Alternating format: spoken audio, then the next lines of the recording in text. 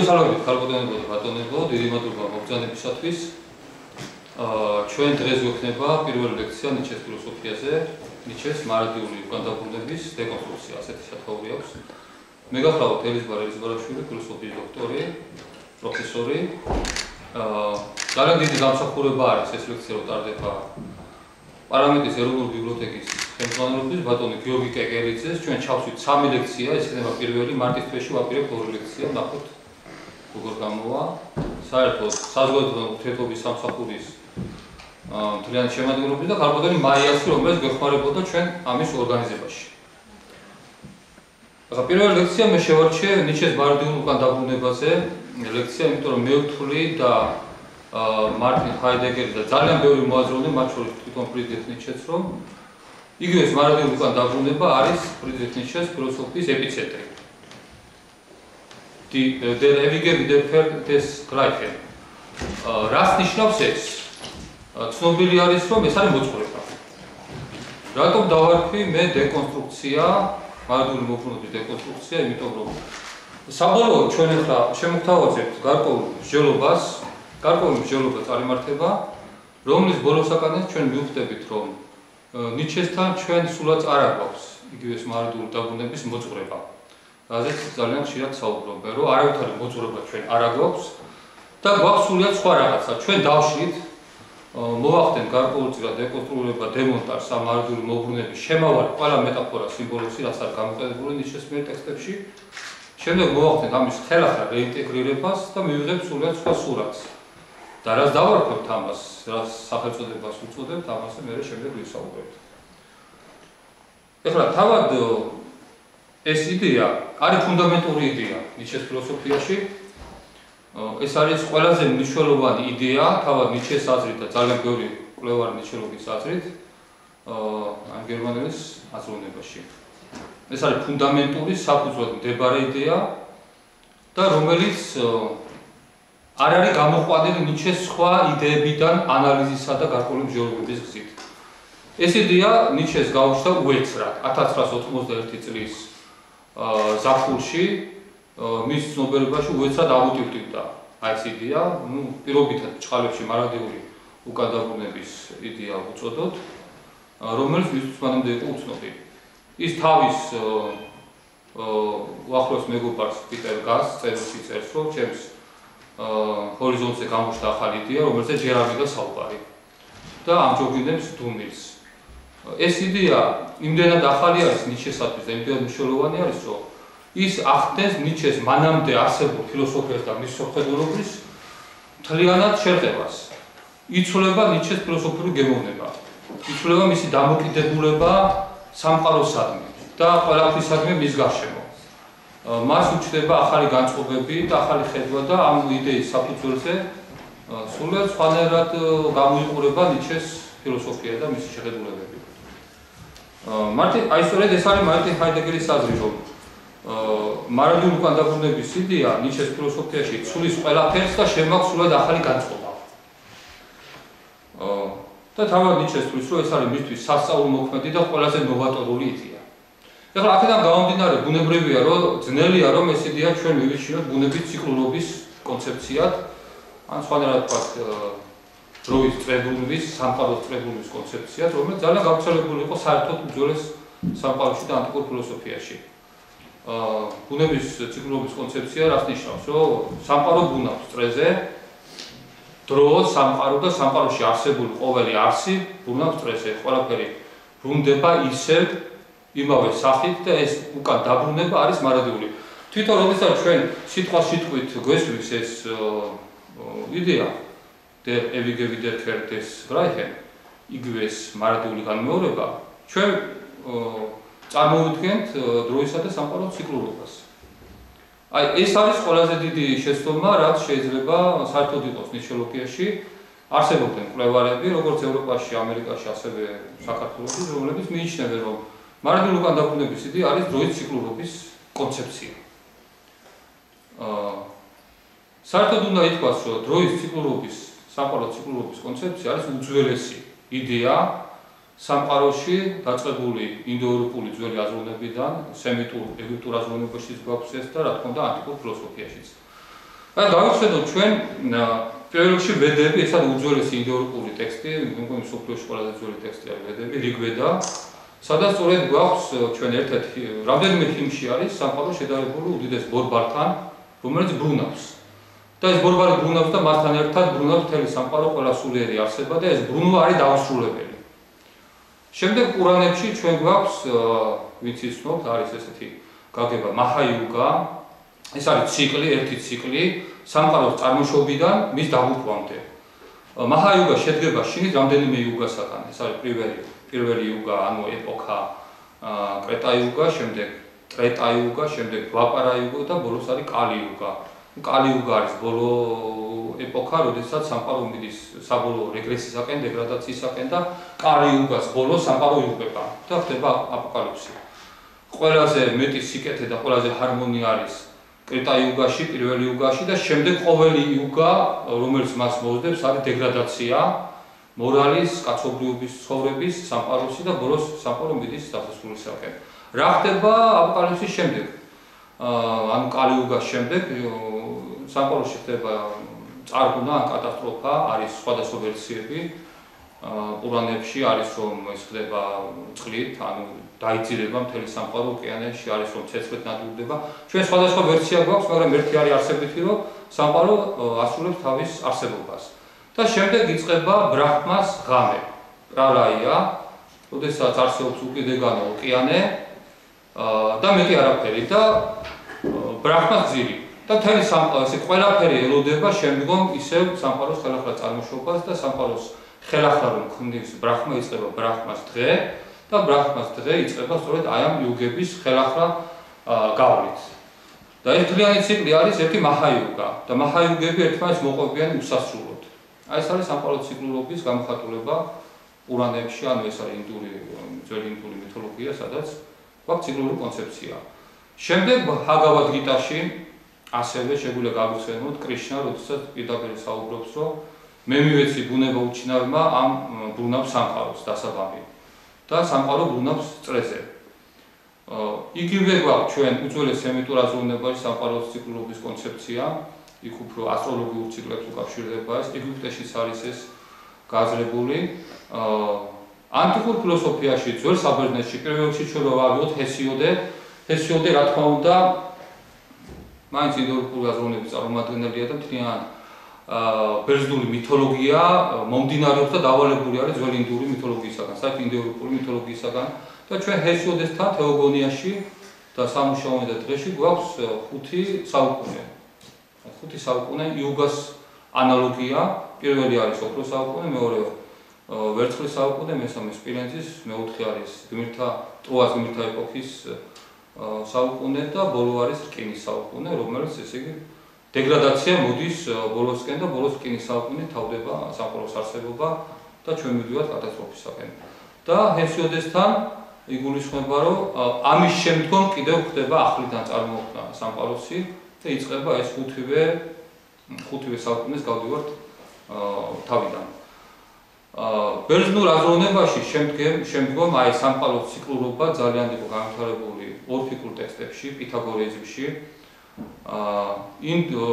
ბერძნულ ფილოსოფიაში პირველი სკოლა არის იონური სკოლა, თალესი, ანაქსიმანდრე, ანაქსიმენე. მთლიანი იონური სკოლა არის ბუნების ციკლურობაზე აგებული. დიოგენე ლაერტი საუბრობდა, რომ საერთოდ ფილოსოფიის დამწყები იყო არა თალესი, არამედ მითიური პოეტი მუსეუსი და დიოგენე ლაერტი წერს, რომ მუსეუსის აზრით ყველაფერი იბადება ერთიდან სამყაროში და ისევ ერთს უბრუნდება და ეს წერილობა არის მარადიული. თალესთან ყველაფერი საწყისი არის წყალი, წყლისგან გამოდის მთელი სამყარო და ისევ წყალს უბრუნდება. რა ხდება ანაქსიმანდრესთან, იონური სკოლის მეორე წარმომადგენელთან? აპერიონიდან ხდება სამყაროს გამოყოფა და შემდეგ აპერიონშივე ბრუნდება სამყარო და იღუპება და აპერიონის ერთგვარობაში, ასე ვთქვათ, იხიფება სამყაროს არსებობა და შემდგომ ისევ ხდება აპერიონიდან სამყაროს გამოყოფა. მცირე ფიზიკოსებში ემპედოკლე იყო ასეთი მოაზროვნე, რომელიც ასევე სამყაროს ტრიბუნალზე საუბრობს, უბრალოდ იყო ჩვენ 4 სტიქია, არა ვთქვათ ერთი წყალი ან ჰაერი ან ცეცხლი.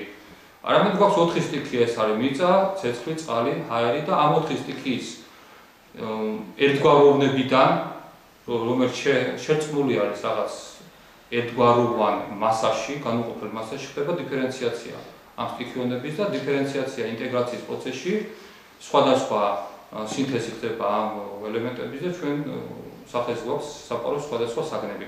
სამყარო ყალიბდება ამ ერთიანი რაღაცა სინთეზური მოცემულობის დაშლით. და შემდგომში ემპედოკლეს აზრით ისევ მოხდება ესეთი რამე, რომ ყველა ელემენტი შეიკრიბება ისევ ერთად და მოგვცემს რაღაც ერთგვაროვან დიფუსიურ მასას და ეს არის სამყაროს დასასრული. ჰერაკლიტე ყველაფერი წარმოიშობა ცეცხლისაგან, სამყარო მოდის ცეცხლისაგან და უბრუნდება ისევ ცეცხლს. კლასიკური კონცეფცია სამყაროსა და დროის ციკლურობის. შემდგომ უკვე ატომისტებში დემოკრიტე, რომელიც საუბრობს მრავალ სამყაროზე, სამყაროები დემოკრიტესთან ატომისტის პოზიციაზე დგას, წარმოიშვება ატომების რაღაცა კონგლომერატის ჩამოყალიბებით და ეს ატომები ერთმანეთის გარშემო ბრუნავენ და იზრდება სამყარო. და ესეთი სამყაროები წარმოიშვა მრავალი სხვადასხვა ადგილას და როდესაც სამყაროები ერთმანეთს ეჯახებიან, დიდი სამყარო იღუპება, მცირე სამყარო აგრძელებს არსებობას. ხოლო დაღუპული სამყაროს ელემენტებისაგან, ამ ატომებისაგან ისევ დროთა დრო წარმოიქმნება ახალი სამყარო და ისევ ის გადის ასეთ ციკლს. ასე რომ წრებრუნვის თეორია გვაქვს ჩვენ ატომისტებშიც. შემდეგ უკვე სტოიკოსები მოდიან, რომელთაც ჰქონდათ მისტიკური მოძღვრება სამყაროს პერიოდული დაღუპვისა და წარმოშობის. და იქ ხდება ყველაზე უფრო სკრუპულოზური სახით, ისინი საუბრობდნენ, რომ მეორდება ყველაფერი, მეორდება თითოეული ადამიანი, თითოეული მოვლენა, თითოეული ფრაზა, თითოეული წუთი და წამი, სკრუპულოზურად. ეს არის კლასიკური მოძღვრება სამყაროს წრებრუნვისა და დროის წრებრუნვის. სტოიკოსების შემდგომ უკვე რომაულ ფილოსოფიაში ჩვენ გვაქვს ეს როგორც ლუკრეციუსთან, იქ არის სამყაროს პერიოდული დაღუპვა, წარმოშობა და ეს არის უსასრულო პროცესი. გვაქვს სენეკასთან, გვაქვს მარკუს ავრელიუსთან. საუკუნის დასაწყისის ფრანგი ნიჩელოგი ანრი ლიხტენბერგზე საუბრობდა, რომ თვითონ ნიჩეს ეპოქაც გაჟღენთილი იყო აი მარადიული წრებრუნვის სამყაროს ციკლურობის იდეით და ლიხტენბერგი ასახელებს ისე მოაზროვნეებს უკვე ნიჩეს ეპოქაში, როგორც იყო მაგალითად ბლანკი, გუსტავ ლეგონი, ჰაინე, გიუო, მათაც აქვთ სამყაროს ციკლურობის კონცეფცია. აქედან გამომდინარე, მთელი უძველესი სამყარო, ინდოევროპული და სემიტური აზროვნება, მთელი ანტიკური სამყარო და ნიჩეს ეპოქაც ძალიან კარგად იცნობს სამყაროს ციკლურობის კონცეფციას, დროის წრებრუნვის კონცეფციას.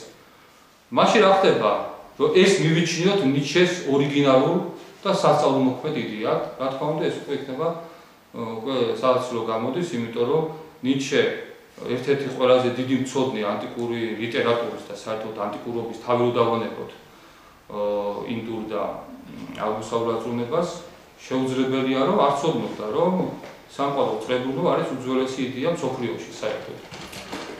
სამყაროს ციკლურობა ისეთივე ძველი იდეა არის კაცობრიობაში, როგორც არის მაგალითად სულის უკვდავების იდეა, როგორც არის წარღვნის თემა. აი ეს თემები არის უძველესი თემები, რომელიც მოდის ოდითგანვე, რაც კი კაცობრიობა არსებობს, რაც კი დამწერლობითი კულტურა არსებობს. ამიტომ ჩვენ ვემიჯნებით იმ აზრს, რომ იგივე ეს მარადიული დაბრუნება არის სამყაროს წრებრუნვის კონცეფცია, როგორცაც ხშირად იაზრებენ. მე მინდა დავეთანხმო ბორხეს და მე წავიკითხავ ციტატას. ბორხესი წერს თავისი ციკლებზე მოძღვრებაში. ნუ თუ ელინისტ ნიჩეს შეეძლო არ ცოდნოდა ამ თავისი წინამორბედების შესახებ, წინასოկრატელების ფრაგმენტების ავტორს ნიჩეს შეძლება არ ცოდნოდა მოძღვრება, რომელიც პითაგორას მოწაფეებმა ითვისეს. ნიჩე არის ავტორი წინასოკრატელების ფილოსოფიის შესახებ წიგნს გამოქვეყნებული და ძალიან სერიოზული გამოკვლევაა და ბორხესი სხვა მკითხვას თავისთვის. ნუ თუ ეს ყველაზე უფრო გავრცელებული, ერთ-ერთი გავრცელებული იდეა ანტიკურობაში რაც იყო, ნიჩემ არ იცოდა, რომ ეს იდეა უკვე არსებობდა და თავის ნოვატორული იდეა ჩერაცხა და თავად პასუხობს ბორხესი, რომ ამის დაჯერება ძალზე ძნელია და არც არის საჭირო. მეორე დიდი ფრანგი პოსტმოდერნისტი ჟილ დელიოზი თავის წიგნში განსხვავებად განმეორება ასევე უარყოფს მარადიული მოbrunებისა და სამყაროს ციკლურობის იგივეობას. იგი საუბრობს, რომ საერთოდ მარადიული მოbrunების კონცეფცია, ეს იდეა ნიჩემ დაუპირისპირდა სამყაროს ყოველგვარ კანონებს და კანონზომიერებას, ხოლო ციკლი ეს კანონს აღნიშნავს. ამიტომ დელიოზის აზრით შეუძლებელია, რომ ნიჩეს ეს იდეა იყო სამყაროს ციკლურობის კონცეფცია. მით უმეტეს ასევე თვითონაც ამატებს, რომ ანტიკურობის ასეთი დიდი მცოდნე ნიჩე შეუძლებელია, რომ ასეთი ბანალური ყოველგვარ, ესე იგი, ყველგან არსებული იდეა, რაც ყველასათვის იყო ცნობილი, ასეთი ბანალური იდეა მიეჩნია თავის ნოვატორულ აზრად.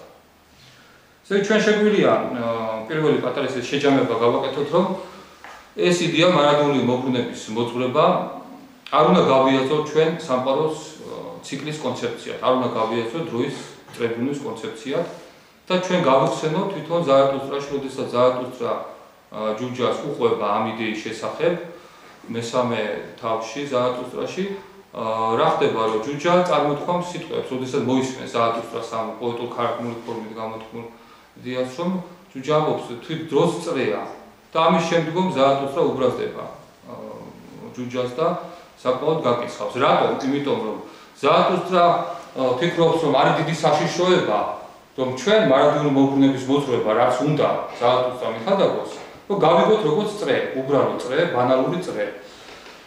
და ის ეუბნება, რომ არ წარმოიდგინო, რომ ყველაფერი ასე ადვილია.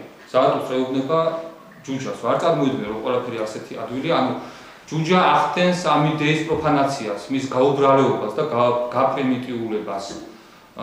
ეს ნიშნავს, რომ ჯუჯასთვის ეს არის წრე, უბრალო წრე, კონცეფცია, ციკლურობის სამყაროსი, რომელიც არის ყოველად მოარული აზრი. მარტინ ჰაიდეგერიც ამბობს, რომ მარადიული მოbrunება, რომ გავიაზროთ, არ არის საკმარისი გავიგოთ წრე. წრის გააზრება არ არის საკმარისი იმისათვის, რომ გავიგოთ რა უნდა ნიჩეს ჩვენთვის ეთქვა. და ჰაიდეგერი თავის ლექსების ციკლში, რომელიც მიუძღვნა მარადიულ მოbrunებას, ეს არის 23-54 წლების ციკლი, შემდეგ ეს გამოიცა უკვე ლექსების ციკლი, წერს, რომ მხოლოდ წრეზე მოძრაობის წარმოდგენა არაა საკმარისი, ეჯერ კიდევ არ არის აზროვნება იგივეს მარადიულ დაბრუნებაზე. ანუ ჩვენ შევთანხმდით, რომ დროის წრეზე ბრუნვა, სამყაროს ციკლურობა, ან ბუნების ციკლურობა, როგორც გვინდა ვთქვათ, ეს არ არის ნიჩეს იდეა, რაზეც ნიჩე სულს გვესაუბროთ, თუმცა რაღაცა გარეგნულ ფორმალურ მხარით მსგავსია, ამიტომ ნიჩემ თვითონ ვეიცოდა, რომ შეიძლებოდა ამ იდეის გაყალბება, პროფანაცია და ჯუჯა გამოსახა იმ ფიგურად, რომელიც ამას ახდენს. სხვა ადგილას ზარათუსტრა ამბობს, რომ ეს არ არის ქუჩის სიმღერა. რას ნიშნავს ქუჩის სიმღერა? ქუჩის სიმღერა ნიშნავს იმას, რომ ეს არის საყოველთაოდ გააზრებული, ბოდიში საყოველთაოდ, ესე იგი, გაბაზრებული აზრი არის, რომელიც საყოველთაოდ არის ცნობილი.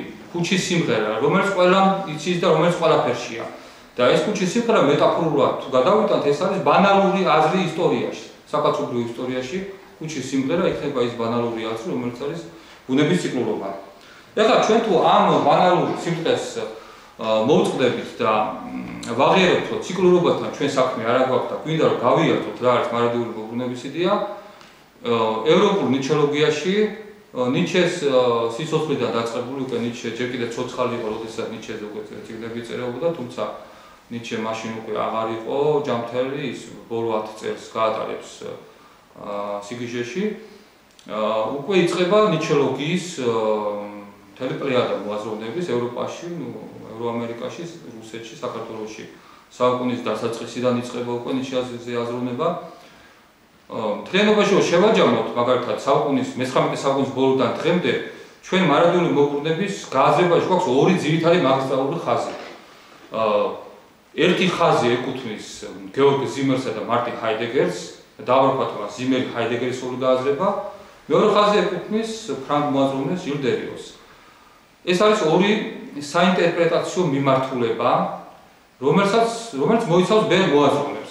რა თქმა უნდა, შესაძლებელია რაღაცა გამონაკლისებიც არსებობდნენ, რომლებიც, ვთქვათ, ის ინტერპრეტაციები, რომლებიც არსებობენ ამ პარადიგმაში, თუნდაც საქართველოს შეიძლება ესეთი ვნახოთ, მაგალითად, გრიგორ ობაქიძეს მისტიკური გააზრება მარადიული მოbrunების, მაგრამ ძირითადი წამყვანი ღერძი მარადიული მოbrunების გააზრების ევროპულ ნიჩოლოგიაში იყო ეს ორი რამ. პირველი, ეს იყო ზიმერ-ჰაიდეგერის გააზრება მარადიული მოbrunების, რომელიც განსხვავდება დელიოზისეული გააზრებისაგან. ეხლა ძირითადი ფუნდამენტი რითი განსხვავდება? ზიმერ-ჰაიდეგერისეული ინტერპრეტაცია ამბობს იგივეს მარადიულ დაბრუნებაზე. desgleichen, იგივე ბრუნდება. ხოლო დელიოზთან გამორიცხულია იგივეს დაბრუნება, დელიოზი გვეუბნება, რომ აქ არის განმეორებაზე განსხვავებულის. ანუ ეს ორი საინტერპრეტაციო მიმართულება ერთმანეთთან განსხვავდება იმით, რომ ერთი ამბობს, რომ ჩვენ გვაქვს იგივეს დაბრუნებაზე საუბარი და ამაზე ააგებენ თავიანთ ინტერპრეტაციას, ხოლო დელიოზი ამბობს, რომ იგივეს დაბრუნება ჩვენ არ აგვაქვს და გვაქვს განსხვავებულის დაბრუნება. ჰაიდეგერთან და ზიმელთან აი ამ მარადიული მოbrunების ინტერპრეტაციას აქვს სამი ძირითადი ასპექტი. ჩვენ ჩამოვთვლით ახლა პირველი ორი და მესამე არის ყველაზე მთავარი. პირველი ასპექტი რა არის, რომ მარადიული მოbrunება ახდენს ადამიანის გადალახვას და განვითარებას ზეკაცისაკენ. ადამიანი, რომელიც ღებულობს ამ მარადიულ წრებულობას, იგივე დაბრუნებას და ხოს ეუბნება სამყაროს ამ უაზრო წრებულობას, ის მაღლდება ზეკაცამდე. ამ აზრის მიღება არის ძალიან ძნელი და ძალიან რთული. და მხოლოდ ზეკაც შეუძლია უთხრას ხო და უყვარდეს ის სამყარო, სადაც ყველაფერი მარადიულად ბრუნავს. მარადიული მოbrunება გამოდის ადამიანის ზეკაცამდე ამაღლების ინსტრუმენტი.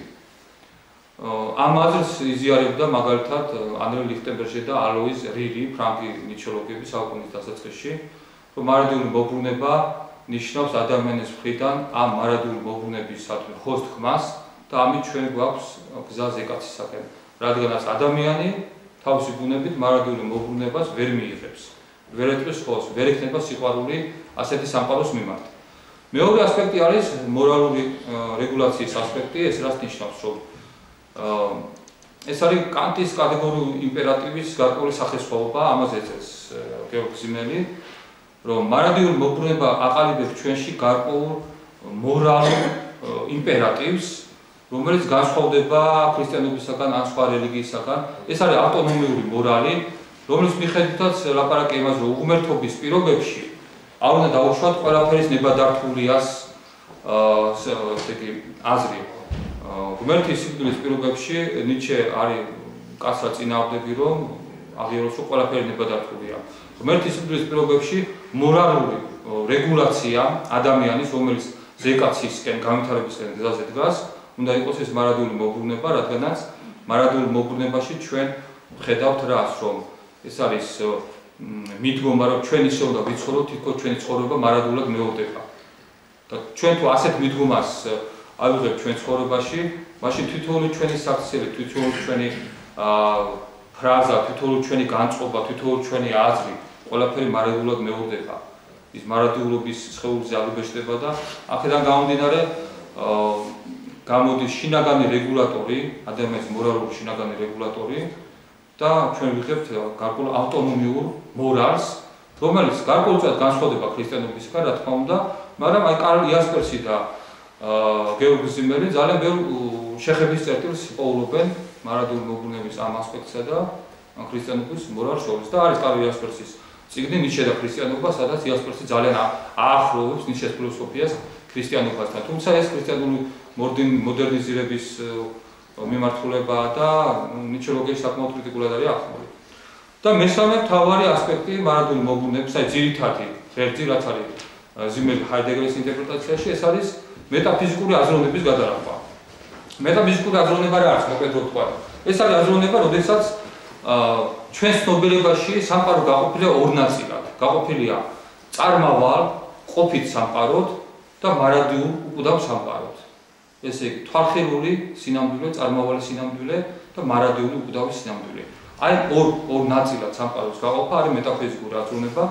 მეტაფიზიკური აზროვნება შეიცავს შურისგების სულს, ეს არის ჰაიდეგერის ტერმინი, რომ ადამიანს არ შეუძლია მიიღოს წარმაულობა, არ შეუძლია მიიღოს ყოფითი ცხოვრება, რომელიც არის წარმავალი და ხრება. ადამიანს აქვს სიძულვილი წარმაულობის მიმართ და ის მიისწრაფვის მარადივსობისაკენ. მარადიულობის სიყვარული, წარმაულობის სიძულვილი. და ეს არის მეტაფიზიკური აზროვნება და ჰაიდეგერი ფიქრობს, რომ ნიჩეს მარადიული მოbrunებით უნდა აი მეტაფიზიკური აზროვნების გადალახვა, ანუ შურისგების სულის გადალახვა. შურისგების სულის, რომელიც წარმაულობისადმი აფსულია სიძულვილით. როგორ ხდება ეს? ეს ხდება იმით, რომ მარადიულ განმეორებაში წარმაულობა ეზიარება მარადიულობას. ესე იგი, ყველაფერი ის, რაც არის წარმაულობაში, სულიერი, უსულო, მთელი სამყარო, რომელიც მიმდინარეობს წარმაულობაში, ის ბრუნდება მარადიულად. და თავის მარადიულ დაბრუნებაში ყოველი წარმავალი ეზიარება მარადიულობას. რაღაცა გვარად მარადიულობა შეიფარებს წარმავალს. აი მარადიულ განმეორებაში წარმავალი ეზიარება რაღაცა გვარად ამ განმეორების გამო მარადისობას და უკვდავებას. და ამით ფიქრობს მარტინ ჰაიდეგერი, რომ ნიჩე ცდილობს მეტაფიზიკური აზროვნების გადალახვას, ანუ შურისგების სულის გადალახვას. ეს ნიშნავს, რომ ადამიანმა უნდა შეიყვაროს ამ ქვეყნიური სამყარო, მიწა, წარმაულობა და ამის გზა არის ის, რომ მარადიულ მოbrunებაში მარადისობამ შეიფაროს წარმავლობა. გასაგებია ხო როგორ იფარებს წარმავლობა, იმიტომ წარმავალი ხდება მარადიული თავის მარადულ განმეორებაში. თუმცა მარტინ ჰაიდეგერი ამბობს, რომ ნიჩემ ეს მცდელობა განახორციელა ამ იდეით, მაგრამ საბოლოო ჯამში მაინც ვერ მოხდა სრულად გათავისუფლება მეტაფიზიკური აზროვნებისაგან, იმიტომ რომ თუ დაუკვირდებით, თავად მარტინ ჰაიდეგერის აზრით, მიწიერება და წარმავლობა ადამიანის მხრიდან მიღებულია მაინც იმიტომ, რომ ის მარადისობას ეზიარება. ანუ წარმავლობა გვიყვარს მაინც იმიტომ, რომ ის მარადისობას რაღაცდაგვარად ეზიარება. მარტინ ჰაიდეგერის ტერმინი არის, რომ აი მოძღვრებაში ნიჩე სურს ყოფერებაზე ამოიტვიფროს წარმავლობის ხასიათი. ესე იგი, ეს არის ძირითადი ღერძი ჰაიდეგერისეული გააზრების, ზიმერი ჰაიდეგერის გააზრების, მეტაფიზიკური აზროვნების გადალახვის, ნიჩე ახდენს ამის მცდელობას, თუმცა ბოლომდე ვერ ხდება მისი გადალახვა და ამიტომ ჰაიდეგერი ფიქრობს, რომ ეს არის მეტაფიზიკური აზროვნების წერტილის დასმა. ნიჩე უსვამს წერტილს მარადიული მობრუნებით ამ მეტაფიზიკურ აზროვნებას, მაგრამ მას ვერ გადალახავს. ეხლა მეორე მიმართულება საინტერპრეტაციო, ნუ ჩვენ შეგვიძლია ვთქვათ, რომ ეს მიმართულება ზიმერი ჰაიდეგერის გაიზარდა ბევრი მოაზროვნების შემდეგ ევროპულ ნიჩოლოგიაში, ეს იყო მაგალითად ერიხ ფინკი, ფედერიკ კოპსტონი ინგლისში და ძალიან უამრავი მოაზროვნე საქართველოშიც ძალიან ბევრი ნიჩოლოგი იყო, ვინც ამას იზიარებდა. და დღესაც ჰაიდეგერისული გააზრება მარადიული მოbrunების საქართველოში დომინირებს ყველაზე უფრო მეტად. მეორე მიმართულება არის ჟილ დელიოზის მიმართულება, რომელიც ფიქრობს, რომ ყველაზე დიდი შეცდომა იყო ის ამ ნიჩოლოგების, რომ ფიქრობდნენ, რომ მეორდება იგივე და მსგავსი. რომ მარადიულ მოbrunებაში იგივე და მსგავსი არ ბრუნდება. ეს არის თვითონ დელიოზის სიტყვები, ბრუნდება განსხვავებული. ბრუნდება არამსგავსი. ამ თავის თეორიას აყალიბებს დელიოზი თავის ნაწარმოებში განსხვავება და განმეორება და ის ამბობს, რომ მარადიული მოbrunება საუბრობს არა იგივეზე და მსგავსზე და მის დაბრუნებაზე, არამედ საუბრობს განსხვავებულის დაბრუნებაზე, არამსგავსის დაბრუნებაზე და ჩვენ აქ არ გვაქვს არანაირი კანონზომიერება. ის გამოყოფს სამ ასპექტს ასევე თავის ინტერპრეტაციაში. ეს არის პირველი ასპექტი, ეს არის რომ მარადიული მოbrunება ახდენს ჭეშმარიტ გადარჩევას და ის გვიხატავს ასეთ სიტუაციას, წარმოვიდგინოთ, რომ მარადიული მოbrunება იყოს ბორბალი და მივანიჭოთ მას ღერძისფერი სწრაფი მოძრაობა. ასეთი დისკი, რომელსაც ვაბრუნებ ძალიან სწრაფად. რა ხდება? ყოველგვარ სუსტს, რაც არის მის ზედაპირზე, ის გამოიცვლის და რჩება მხოლოდ ძლიერი, რაც რისი გამოსვლაც არ ხდება ამ ზედაპირისაგან. მარადიული მოbrunება, ესე იგი, მარადიული მოbrunების ცენტრში არის განსხვავებული და მის კიდეებზე არის იგივეობრივი და მსგავსი. ჩვენ წარმოვიდგინოთ ბორბალი ან დისკი, რომელიც ძალიან სწრაფად ბრუნავს თავის ღერძის გარშემო. კიდეებზე იგივეობრივი არის. იქ არ არის განსხვავება, ხოლო განსხვავება ხდება ცენტრში. ჩვენ ცენტრში ვხედავთ განსხვავებას. ანუ რა ხდება, რომ მარადიული მოbrunება თავისთავად ახდენს ჭეშმარიტ გადარჩევას. ფორმებს, ყველაფერი სუსტი, ყველაფერი მდაბიო, ყველაფერი დაცემული გამოვარდება ამ მოძრაობიდან, ამ წრებრუნვიდან და რჩება მხოლოდ ის ძლიერი, რასაც შეუძლია მოიყიდოს ფეხი აი ამ მარადიულ წრებრუნვაში, ამ ერვისის სწრაფით მოძრავ დისკზე. მეორე ასპექტი ეს არის მარადიული მოbrunების ის ასპექტი, რომ ის რეალობას აავსებს, ჩვენ სინამდვილეს აავსებს რეალობის განცდით. დელიოზი ამბობს, რომ ვისაც არ სწავს მარადიული მოbrunების, მას ნუ რა თქმა უნდა ქრისტიანული შეხედულებისაგან დისაცრებას ვაკეთებთ, ვისაც არ სწავს მარადიული მოbrunების უღმრთობის პირობებში, მას ექნება ერთ-ერთი სასჯელი. ეს სასჯელი არის რა? რომ მისი ცხოვრება იქნება ნაკლებად სავსე ენერგიითა და რეალობით. მისი ცხოვრება გადაგცემა წამიერ გაერბებად.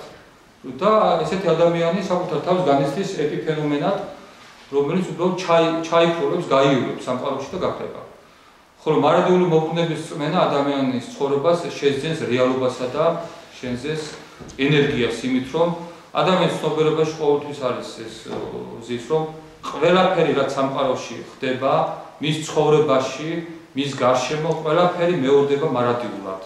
რადგანაც მარადიულად მეორდება, ის არსად არ ქრება და ის არის ძალიან რეალური. და ადამიანი მარადიული მოbrunების წმენის შემთხვევაში ძალიან მძაფრად განიცდის თავის ცხოვრებას. ეს ასპექტი უღმრთობის პერიოდში რას გულისხმობთ? აი რა პერიოდია? უღმრთობის შემთხვევაში. იმ შემთხვევაში ჩვენ თუ რელიგიური წმენის, როგორც პერიოდი აი ჩვენ ნიჩეს ფილოსოფიას გვაქვს საუბარი, ამიტომ ნიჩეს ფილოსოფიას აქვს ღმერთის სიკვდილის თემა, ნიჩე არ წამს ღმერთის, ის ამბობს, ღმერთი მოკვდა ევროპული კულტურისათვის და საერთოდ ერთმანეთს არის მიუღებელი. აქედან გამომდინარე, ჩვენ საუბრობთ ამაზე. მოდით ესე გავაკეთოთ, ჯერ მე ჩამოვაყალიბებ ჩემს შეხედულებს და შემდეგ ეს თვითონ არის ნიჩეს ფრაზა. ეს პერიოდი არის მე-19 საუკუნის ბოლო, მე-20 საუკუნის ნიჰილიზმის პერიოდი, სენ პასუხს. მე-19 საუკუნის ბოლოდან ნიჩეს აზრით იწყება ევროპულ კულტურაში ნიჰილიზმი. ანუ ყოველ ღირებულებათა გაუფასურება, მათ შორის ღმერთის რწმენის სიკვდილი და თანამედროვე ევროპული აზროვნება მე-19 ბოლოდან მე-20 დასაწყისში არის ღმერთობის პერიოდი. ეს არის კულტურა, რომელიც დაახასიათა ფრიდრიხ ნიშემ ნიჰილიზმის სახელით. ჩვენ შეგვიძლია დავითახოთ, შეგვიძლია არ დავითახოთ, იმიტომ რომ უამრავი მოაზროვნე იყო იმ პერიოდში, მაგალითად სორენ კირკეგორი და სხვები, რომლებიც პირიქით ღმერთის რწმენის პირობებში აყალიბებდნენ თავიანთ ფილოსოფიას. აქ ლაპარაკია ფრიდრიხ ნიშეს ფილოსოფიაზე და ჩვენ ამ ჩარჩოთი ვართ ამ შემთხვევაში შემოფარგლული. რამდენად მისაღებია პირადად ჩემთვის, ან პირადად თქვენთვის ეს სხვა საკითხი არის. ჩვენ განვიხილავთ თვითონ ნიჩეს რა უნდა ამით თქვას. ნიჩე საუბრობს იმაზე, რომ ღმერთი არ არსებობს და რა ვქნათ უღმერთო სამყაროში. და უღმერთო სამყაროში ადამიანის არსებობისათვის მარადულ მოგვრუნებას მაქვს აი ეს ასპექტები. პირველი ასპექტი არის, რომ ადამიანი უნდა ამაღლდეს ზეკაცამდე, მეორე ასპექტი არის, რომ ადამიანის ცხოვრება უნდა აღივსოს რეალობი და ენერგიით და ამას აკეთებს მარადული მოგვრუნება. სხვადასხვა 1984 წელს მილან კუნდერას რომანი ყოფიერების აუტანალის სიმსუბუქე სწორედ ამ თემას ეძღვნება. ის იწყება ნიჩეს მარადული მოგვრუნების თემით და მილან კუნდერა სწორედ ამას უსვამს ხაზს, რომ მარადული მოგვრუნება ზენს ჩვენს ცხოვრებას, რეალობას, ჩვენს ცხოვრებას, ენერგიას. მესამე ასპექტი ჟილ დელიოზის აზრით ეს არის სიმულაკრთა ტრიუმფი. რას ნიშნავს ეს? იქ სადაც სამყაროში არის მარადული მოგვრუნება დაუსრულებელი, იქ იკარგება ორიგინალი და ასლი. იქ იკარგება წარმოდგენა პირველ ჯერზე, მეორე ჯერზე და მესამე ჯერზე. არ არსებობს ასლი, რომელიც არის ორიგინალი, რომელიც არის პირველი, არ არსებობს ასლი და არ არსებობს სიმულაკრი. ასლსა და სიმულაკრს შორის განსხვავება არის ის, რომ ასლი არის ნამდვილი მიბაძვა ორიგინალის, ხოლო სიმულაკრი არის, რომელიც ნამდვილი მიბაძვა არ არის, არამედ ის არის ფანტაზმი, ის თამაშობს თითქოს ასლი იყოს ორიგინალის. Ну, მთავარი აზრი ხა აქ ჩვენ ძალიან სიმულაში ვერ წავთ, სიმულაციის თეორია საკმაოდ ცალკე თემა არის თანამედროვე პოსტმოდერნულ აზროვნებაში, მაგრამ მთავარი რა არის ხა დელიოზი მეუბნება, რომ მარადული მოგვრუნება ჩვენ არ აქვს ორიგინალი და ასლი. და ორიგინალი და ასლის დაკარგვის შემთხვევაში ჩვენ გადავდივართ სიმულაციის განზომილებაში, როდესაც ყველაფერი არის სიმულაკრი და არცად არ გვაქვს ჩვენ ორიგინალი, ვერ ვიტყვით, რომ აი ეს არის ორიგინალი და აქედან იწყება ყველაფერი. ვერ ვიტყვით, რა არის პირველი ჯერი ამ მოგვრუნების, რა არის მეორე ჯერი. რა არის მესამე ჯერი. რაღაც ორიგინალი დაკარგულია და ასლი დაკარგულია, ეს არის სიმულაციის განზომილება. Ну, მოკლედ რომ ვთქვა, ეს არის დელიოზის მიმართულება, მისი ინტერპრეტაციაში მას ეთანხმება პიერ კლოსოვსკი, მიშელ ფუკო და სხვა მოაზროვნეები, უფრო ახალყრია და ნიჩელოგების. და ეს დელიოზისეული ინტერპრეტაცია და ჰაიდეგერისეული ინტერპრეტაცია ერთმანეთს უპირისპირდება. რა თქმა უნდა, როგორც დავინახეთ, სრულიად სხვადასხვა აქცენტებზე სვამენ თავიანთ ესე იგი აქცენტებს აკეთებენ ამაში და ისინი არსებობენ ჯერ რა თქმა უნდა ზიმელი ჰაიდეგერის ინტერპრეტაცია წარმოიშვა, მაგრამ ის დღესაც არსებობს, დღესაც აგზელებს არსებობას. დელიოზის ინტერპრეტაცია ცოტა მოგვიანო არის, 60-იანი წლებიდან მოდის მისი ინტერპრეტაცია. ეხლა ჩვენ ეს რო შევაჯამოთ, რა გამოდის, რომ ჰაიდეგერი ამბობდა, რომ მარტო წრე არ არის მარადული მოგვრუნება. და ჰაიდეგერის ინტერპრეტაციაში ჩვენ დავინახეთ სამი ასპექტი, ხო? პირველი ეს იყო, რომ რა არის მარადული მოგვრუნება ჰაიდეგერის ინტერპრეტაციაში, რომ ეს არის ადამიანის გადალახვა და ზეკაცამდე ამაღლება, რომელიც არის ძალიან რთული და ძნელი პროცესი. მეორე, რომ ეს არის ავტონომიური მორალის დაფუძნება უღმერთობის პირობებში, როდესაც ღმერთის რწმენა არ შემოდის ჰორიზონტზე და მესამე, მეტაფიზიკური აზროვნების გადალახვა. ანუ იმ აზროვნების, რომელიც სამყაროს ყოფს წარმავალ და მარადულ სფეროებად. აი ეს მთლიანობაში მარტი ჰაიდეგერის აზრით არის უკვე ნიჩეს კოლოსალური აზრი. და აი ამას გულისხმობდა ზარათუსტრა, როდესაც ეუბნებოდა ჯუჯას, რომ ეს არ არის მხოლოდ ქუჩის სიმღერა. ანუ ეს არ არის დროის წრებრუნვაზე ლაპარაკი მარტო. მარტო წრის წარმოდგენა არ არის საკმარისი, რომ აი ეს შინაარსები ჩვენ ცნობიერებაში დაიბადოს. იმიტომ რომ წრებრუნვის თეორია, როგორც მე ჩამოთვალე, იყო მოყოლებული უძველესი დროიდან თითქმის ყველა მოაზროვნებაში, ყოველ შემთხვევაში ანტიკურ აზროვნებაში, მაგრამ არსად არ იყო მეტაფიზიკის გადალახვის თემა, ან ზეკაცამდე ამაღლების, ან ავტონომიური მორალის შექმნის, ხო? ანუ მარადული მობრუნების ძირითადი არსი ეს არის. აქედან გამომდინარე ჰაიდეგერი ამბობს, რომ წრებრუნვა ამასთან არაფრად მოსატანი არ არის. ასევე დელიოზის ინტერპრეტაციაში სიმულაკრთა ტრიუმფი, ჭეშმარიტი გადარჩევა, პროძლიერი ფორმების ჩამოყალიბება და ჩვენი ცხოვრების რეალობით და ენერგიით ავსება. ესეც არ არის უბრალოდ წრე და ესეც არის სხვა უფრო ძალიან მდიდარი და დაკურთული აზრი.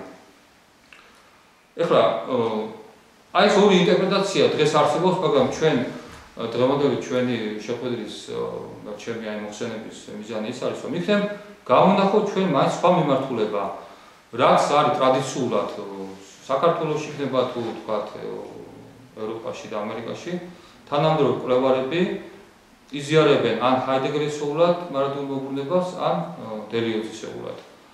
ნუ რაღაც გამონაკლისების გარდა. მაგრამ იქნებ ჩვენ რაღაცა სხვა მიმართულება გამოვუწევოთ. იქნებ ჯერ ბოლომდე არ არის გააზრებული რა უნდა ნიჩეს ეთქვა. იქნებ ტექსტებს დავუბრუნდეთ ისე გავიგოთ ის მეტაფორები გავიაზროთ ხელახლა. მაინც ძალიან ბევრი თვლის რომ მარადულ მოbrunებასთან ბევრი რამე უფრო სიბნელითა და გაურკვევლობით არის აფსული ვიდრე სიცხადით და გარკვევლობით. ჩვენ შეგვიძლია ესეთ მეთოდს მიმართოთ, გადავღოთ ცოტა ხნით არსებული ტრადიციული ინტერპრეტაციები მარადული მოbrunების, რა თქმა უნდა იმ ბანალურ ციფრებს რო ის არის უბრალოდ ციკლი, ამას თავიდანვე გამოვიწყოთ და დავიწყოთ ახლიდან გააზრება. ანუ დავიწყოთ ყველაფერი რაც არსებობდა. ჩვენ ამ შემთხვევაში შეგვიძლია ისევ ჰაიდეგერის ტექსტით დავიწყოთ მისი გააზრება, რაც გვეუბნება ჰაიდეგერი თავის ლექციების ციკლში მარადულ მოbrunებაზე. მე წავიდეთ ხო ციტატას. ნათელია რომ ნიჩე მარადულ მოbrunებაზე თავისი ვალიზირებული და სიტყვა ძუნწი გამოთქმებით სულაც არ ცდილობდა მოძღვრების სრული გაგებისათვის მიეღწია. არამედ იმედი ჰქონდა ახალი განწყობის დამკვიდრებისათვის დაედო საწყისი, რომელშიც მხოლოდ შესაძლებელი იქნებოდა გაგვიგო და გაგვეხადა ეს მოძღვრება ქმედითი.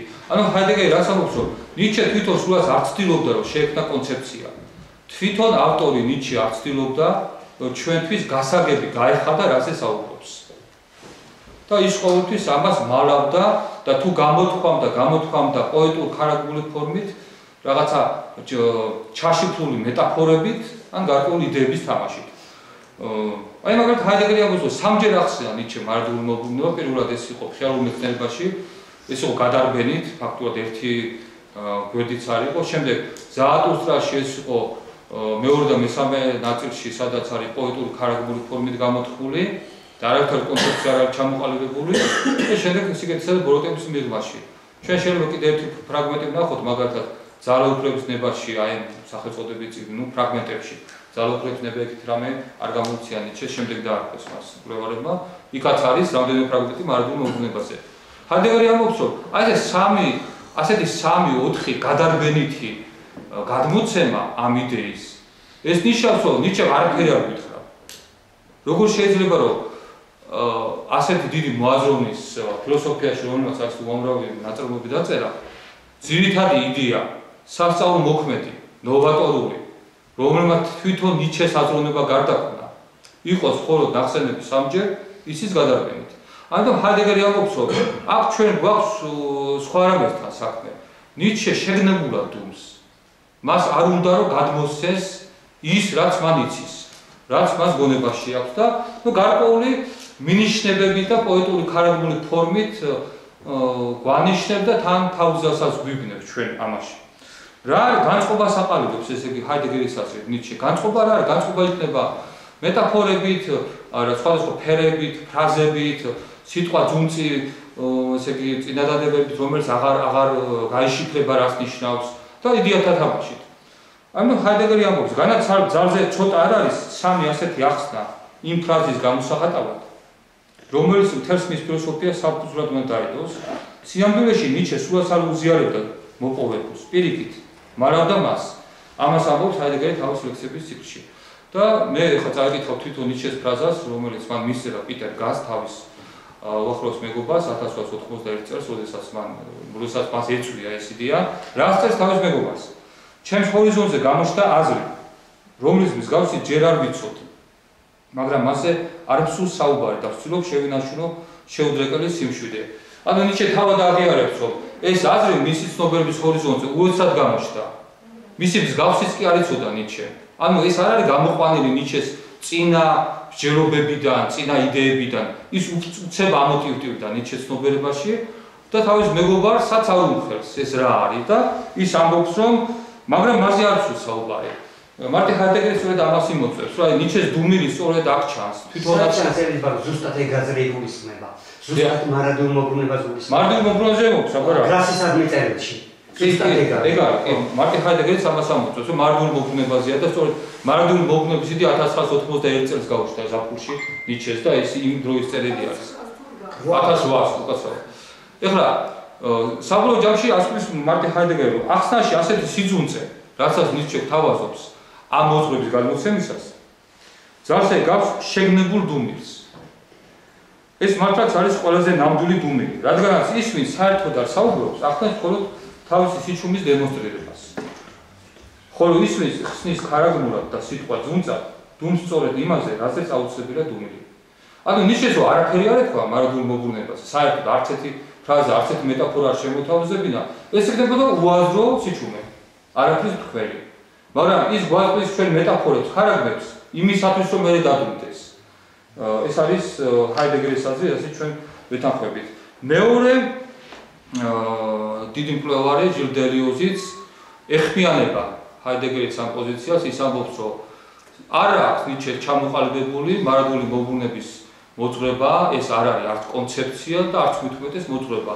აქ ნიჩე დუმდა ყოველთვის, ის გთავაზობდა გარკვეულ ხარაგმებს, გარკვეულ პოეტურ თამარს, ის თამაშობდა ციკლობის კონცეფციითაც. ის რაც ნიჩეს ეს ეტყოდა ზარატუსტრაში არის გადმოცემული, ეს ჯუჯასთან საუბარში, რომ ეს დროწრეზე ბრუნავს, ჯუჯა ხო ამბობს, რომ ეს ხო დროს წრე არის, ხო ასეთი ასოციაცია გაუჩნდებოდა ყველა ადამიანს. ზარატუსტრა ამბობს, ეს ასე არ არის, ანუ ეს არ არის მარადიული მოbrunება, მაგრამ რა არის ამაზე ნიჩე არაფერს არ ამბობს პირდაპირ და ცხადად. ის მხოლოდ მინიშნებებს აკეთებს და შემდეგ დუმს. ის არ გადმოცემს ამას და დელიოზის აზრით ნიჩე აპირებდა ამის გადმოცემას თავის შემდგომ ნაწარმოებში. დელიოზს აქვს იდეა, რომ თვითონ ზარატუსტრაში ეს სიტყვა და ზარატუსტრაში უნდა დაწერილიყო უკანასკნელი თავი, რომელიც შეიცავდეს იქნება ზარატუსტრას სიკვდილს და ზარატუსტრას სიკვდილის თავში იქნებოდა უკვე ახსნილი აი ეს მოძღვრება გადმოცემული უკვე ფართოდ და უკვე მასშტაბურად და გასაგები ენით, ისე რომ გაიგონ კითხვებს. მაგრამ დელიოზის აზრით არ დასწავდა ნიჩეს ამის გაკეთება. განსხვავება და განმეორებაში ჟილ დელიოზი წერს: გვაკლია მარადიული მოbrunების აღმოჩენისა და დამკვიდრების მესამე მომენტი, რომელიც შეიცავს ზარატუსტრას სიკვდილს. ცნობილია, რომ ნიჩემ ვერ მოასწრო დაეწერა ეს ნაწილი, რომელსაც გეგმავდა. ამიტომ ჩვენ ყოველთვის ვთვლით, რომ მარადიული მოbrunების ნიჩიანური დოქტრინა არაა ფორმულირებული. დატოვებულია შემდგომი ნაწარმოებისათვის. და შემდეგ აგზელებს მარადიული მოbrunების ჭეშმარიტი ცოდნა ეს კაცრი ეზოთერული ცოდნაა, რომელიც სხვა განზომილებაში უნდა ვეძიოთ, გაცილებით უფრო საიდუმლო და უცნაური, ვიდრე ასტრონომიული ან ხარისხობრივი ციკლებია. ზარატუსტრას სიკვდილზე იმიტომ აქვს საერთოდ ვარაუდი დელიოზს, რომ მოგეხსენებათ, რომ ნიჩემ საერთოდ ეს გმირი აიღო ძველი ირანული ტექსტიდან ავესტათან და იქ არის თავარი მოქადაგე, ის ისტორიული პიროვნება იყო სინამდვილეში ზარატუშტრა, ირანელი ზარატუშტრა, რომელიც იყო მოქადაგე და ავესტათან ძალიან ბევრი რამე აიღო ფრიდრიხ ნიჩემ. მიუხედავად იმისა, რომ ძალიან ბევრი ქართველი თუ სხვა მკვლევარი ამბობს, რომ მარტო სახელი არის აღებული, არის ძალიან ბევრი რა მეტაფორები, მიდგომა სტრუქტურული აქვს ავესტათან აღებული ფრიდრიხ ნიჩეს და მოქადაგის აი ეს ტიპი. და ზარატუსტრა, როგორც ჩვენ ვიცით, არღებულობს უკვდავებას აჰურა მაზდასგან, ანუ ღმერთისაგან, ზარატუსტრას თხოვს ღმერთს უკვდავებას, როგორც მაგალითად ყველა სხვა გმირებმა, გამოჩენილმა ადამიანებმა, რომლებმაც ძალიან დიდი, ესე იგი, შეიტანეს წვრილი სამყაროს გადარჩენაში და ამ მაზდიანობის გადაგებაში, მაგალითად იიმამ, რომელიც არის ნოეს პროტოტიპი, იმა, რომელმაც გადაარჩინა, შექმნა კიდობანი ააგო და გადაარჩინა კაცობრიობა წარუმისაგან, იმამაც მიიღო უკვდავება აჰურა მაზდასაგან. ზარატუსტრა აღებულობსკვდავებას და აჰურა მაზდა ეუბნება, რომ შენ უკვდავებას არ მიიღებ, იმიტომ რომ მაშინ ზარათუსტრა ბოლოს უნდა მოკლას ბოროტმა სულმა და ახურამას დაეუბნება შენ თუ არ მოკვდები, მაშინ ის ბოროტის სულიც მარადიული იქნება. ამიტომ ზარათუსტრა განწირულია თვითონ ახურამასდასაგან სიკვდილისათვის. და ზარათუსტრას სიკვდილი ლოგიკური იქნებოდა ნიჩეს ნაწარმოებებში და დელიოზი ამაზე აკეთებს აქცენტს, რომ სად არის ის ნაწილი, სადაც ზარათუსტრა კვდება. ბოლოს როგორ თავდება, ესე იტყოდა ზარათუსტრას ტექსტი, რომ ზარათუსტრა მიდის გამოქვაბულთან, ის არ კვდება, ცოცხალია. თითქოს არ არის დამთავრებული, ხო? და აი ამ ნაწილში გადმოსცემდა ნიჩე მარადიული მობრუნების ნამდვილ არს, ყოველგვარი მითების თამაშითა და ყოველგვარი იდეების ჟონგლირების გარეშე. ეხლა ჩვენ გავაკეთოთ ესეთი შუალედური შეჯამება, ესე იგი ჩვენ რა გვაქვს ხელში ამ მომენტში, რა მოცემულობასთან გვაქვს შეხება. პირველი რომ მარადიული მოbrunების მოძღვრება ბჭყალებში, რა თქმა უნდა, ეს არის ნიჩეს ფუნდამენტური აზრი, ყველაზე მნიშვნელოვანი აზრი, იდეა მის ფილოსოფიაში. ეს იდეა გაჩნდა ნიჩეს აზროვნებაში, მის ცნობიერებაში უეცრად, არ არის გამოყვანილი არც ერთი სხვა წინარე იდეებისაგან, უცებ ამოტივტივდა მის მეცნიერებაში, აზროვნებაში და ცნობიერებაში. ეს იდეა არის სასწაულმოქმედი, რომელიც შეცვლის ყველაფერს ნიჩეს ფილოსოფიაში და მოახდენს მის აზროვნებაში რყევებს. იგი არ უნდა გავიგოთ ჩვენ დროის ციკლურობის კონცეფციად, ან ბანალურ კონცეფციად. ნიჩე დუმდა ამ იდეაზე და მხოლოდ ქარაგმული და მეტაფორული ფორმით გადარგვინით გვესაუბრებოდა, ისე რომ არ გვეუბნებოდა მის ნამდვილ შინაარსს და თუ დელიოს მოვიშველიებთ, ბოლოში მას უნდა ეს გადმოეცა, მაგრამ არ დასცალდა და ჩვენ დაგვრჩა გარკვეული მეტაფორული სივრცე, აი 3-4 მომენტი მის ნაწარმოებებში, სადაც გვაქვს სივრცე მეტაფორების, იდეების, განწყობების, ფრაზების, მაგრამ არ გვაქვს კონცეფცია. არ გვაქვს რაიმე ნათლად ფორმულირებული. და ეს არის ესეთი მეტაფორული სივრცე, რომელიც დელიოზის სიტყვები რომ მოვიშველიოთ, უნდა ჩვენი შევისწავლოთ და ის უნდა ამოვხსნათ როგორც ეზოთერული, როგორც საიდუმლო ცოდნა. როგორც ეზოთერული ცოდნა, ეს არის დელიოზის სიტყვები, ხო? აი ეს არის ჩვენი მაგისტრალური მიმართულება, რომელსაც ჩვენ ავიღებთ და დავიწყოთ, აბა რა ხდება, რა ეზოთერულ სივრცესთან გვაქვს ჩვენ საქმე. რას გვეუბნება ნიჩე? არის თუ არა რამე ამ მოძღვრებაში, ამ მოძღვრების გარშემო, ასე ვთქვა ნიჩეს ტექსტებში, რაც ჩვენ გამოვრჩა, ან გამორჩათ ევროპულ მოაზროვნეებს, რომლებიც ამაზე ფიქრობდნენ და ნახოთ იქ თუ რამე არის ისეთი ჩასაჭიდი ახალი. ეხლა მოდი დავიწყოთ პირველი ციტატის კითხვა, ჩავთვალოთ ხათია პირველი ციტატა, ეს არის ხიაურ მეცნიერებაში, როდესაც ნიჩემ პირველად ახსენა მარადიული მოbrunება, პირველად იწყებს მასზე საუბარს. ეს არის დაახლოებით ერთი გვერდიც არ არის, მე ამას წავიკითხავ, ძალიან მნიშვნელოვანი არის. რა მეტაფორები, რა აზრები, რა ასოციაციები გაჩნდება ჩვენში. დავივიწყოთ ყოველგვარი სხვა ინტერპრეტაცია, რაც შემდგე არსებული, ხო? უდიდესი სიმძიმე ასე არის დასათაურებული ეს აფორიზმი, ანუ უკვე სათაურიც უკვე თავისთავად მეტაფორა არის, რომელიც მიანიშნებს რაღაცას, ხო? რა იქნებოდა რომ დღისით ან ღამით მოყვარებოდა შენ მარტობაში ვიღაც დემონი და ეთქვა შენთვის. ამ ცხოვრებას როგორც შენ მას გადიხარ და გადიოდი, კვლავ განვლებ კიდევ ერთხელ და კიდევ მრავალჯერ. და არაფერი არ იქნება მასში ახალი. ყოველი ტკივილი და ყოველი სიამოვნება, ყოველი აზრი, ყოველი ჩასუნთქვა და ყველა უნიშნულო წვდომანი თუ დიდებული შენ ცხოვრებაში ისევ დაბრუნდება. ხელახლა შენთან. და ყველაფერი იმავე წესრიგით და იმავე თანმიმდევრობით, როგორც ეს ობობაც და ხეებს შორის გამავალი ეს თვალის შუქიც, როგორც ეს წამიც და მე თვითონ. აქ რომ მივყვეთ ჩვენ სიტყვით, ლაპარაკია სამყაროს ტრიბუნაზე, დროში ყველაფრის განმეორებაზე. სწორედ ეს მეტაფორა აქვს გამოყენებული, ესე იტყოდა ზარათუსტრაშიც, ნიჩეს. მაგრამ შემდეგ როგორ გრძელდება ეს? ყოფილების მარადიული ქვიშის საათი გადმოპირქოვდება კვლავ და კვლავ და ჩვენ მასთან ერთად, როგორც ქვიშის დამცეცი. აქ რა თქმა უნდა გადმოპირქოვებას თუ მივახსენებთ მარტო ყურადღებას, აქაც ვიტყვით, რომ წრეზია ლაპარაკი, მაგრამ თვითონ ქვიშის საათი ვიზუალურად წარმოვიდგინოთ. ეს უკვე არის ვიზუალური მეტაფორა ძალიან მნიშვნელოვანი, რომელშიც ერთი ქვიშის ნამცეცი არის ადამიანი, ანუ ცნობიერება. ანუ ნიჩე თავაზობს აქ ძალიან ესეთ საინტერესო მეტაფორას, ქვიშის საათს, რომელიც არის ორი კონუსი ერთმანეთს დაპირქვავებული, ასე გეომეტრიულად რო გავამარტივოთ და მის ყელში ქვიშის ნამცეცი, რომელიც გადის ამას. ეს არის ადამიანი, ანუ ჩვენ ვართ ეს, ხო?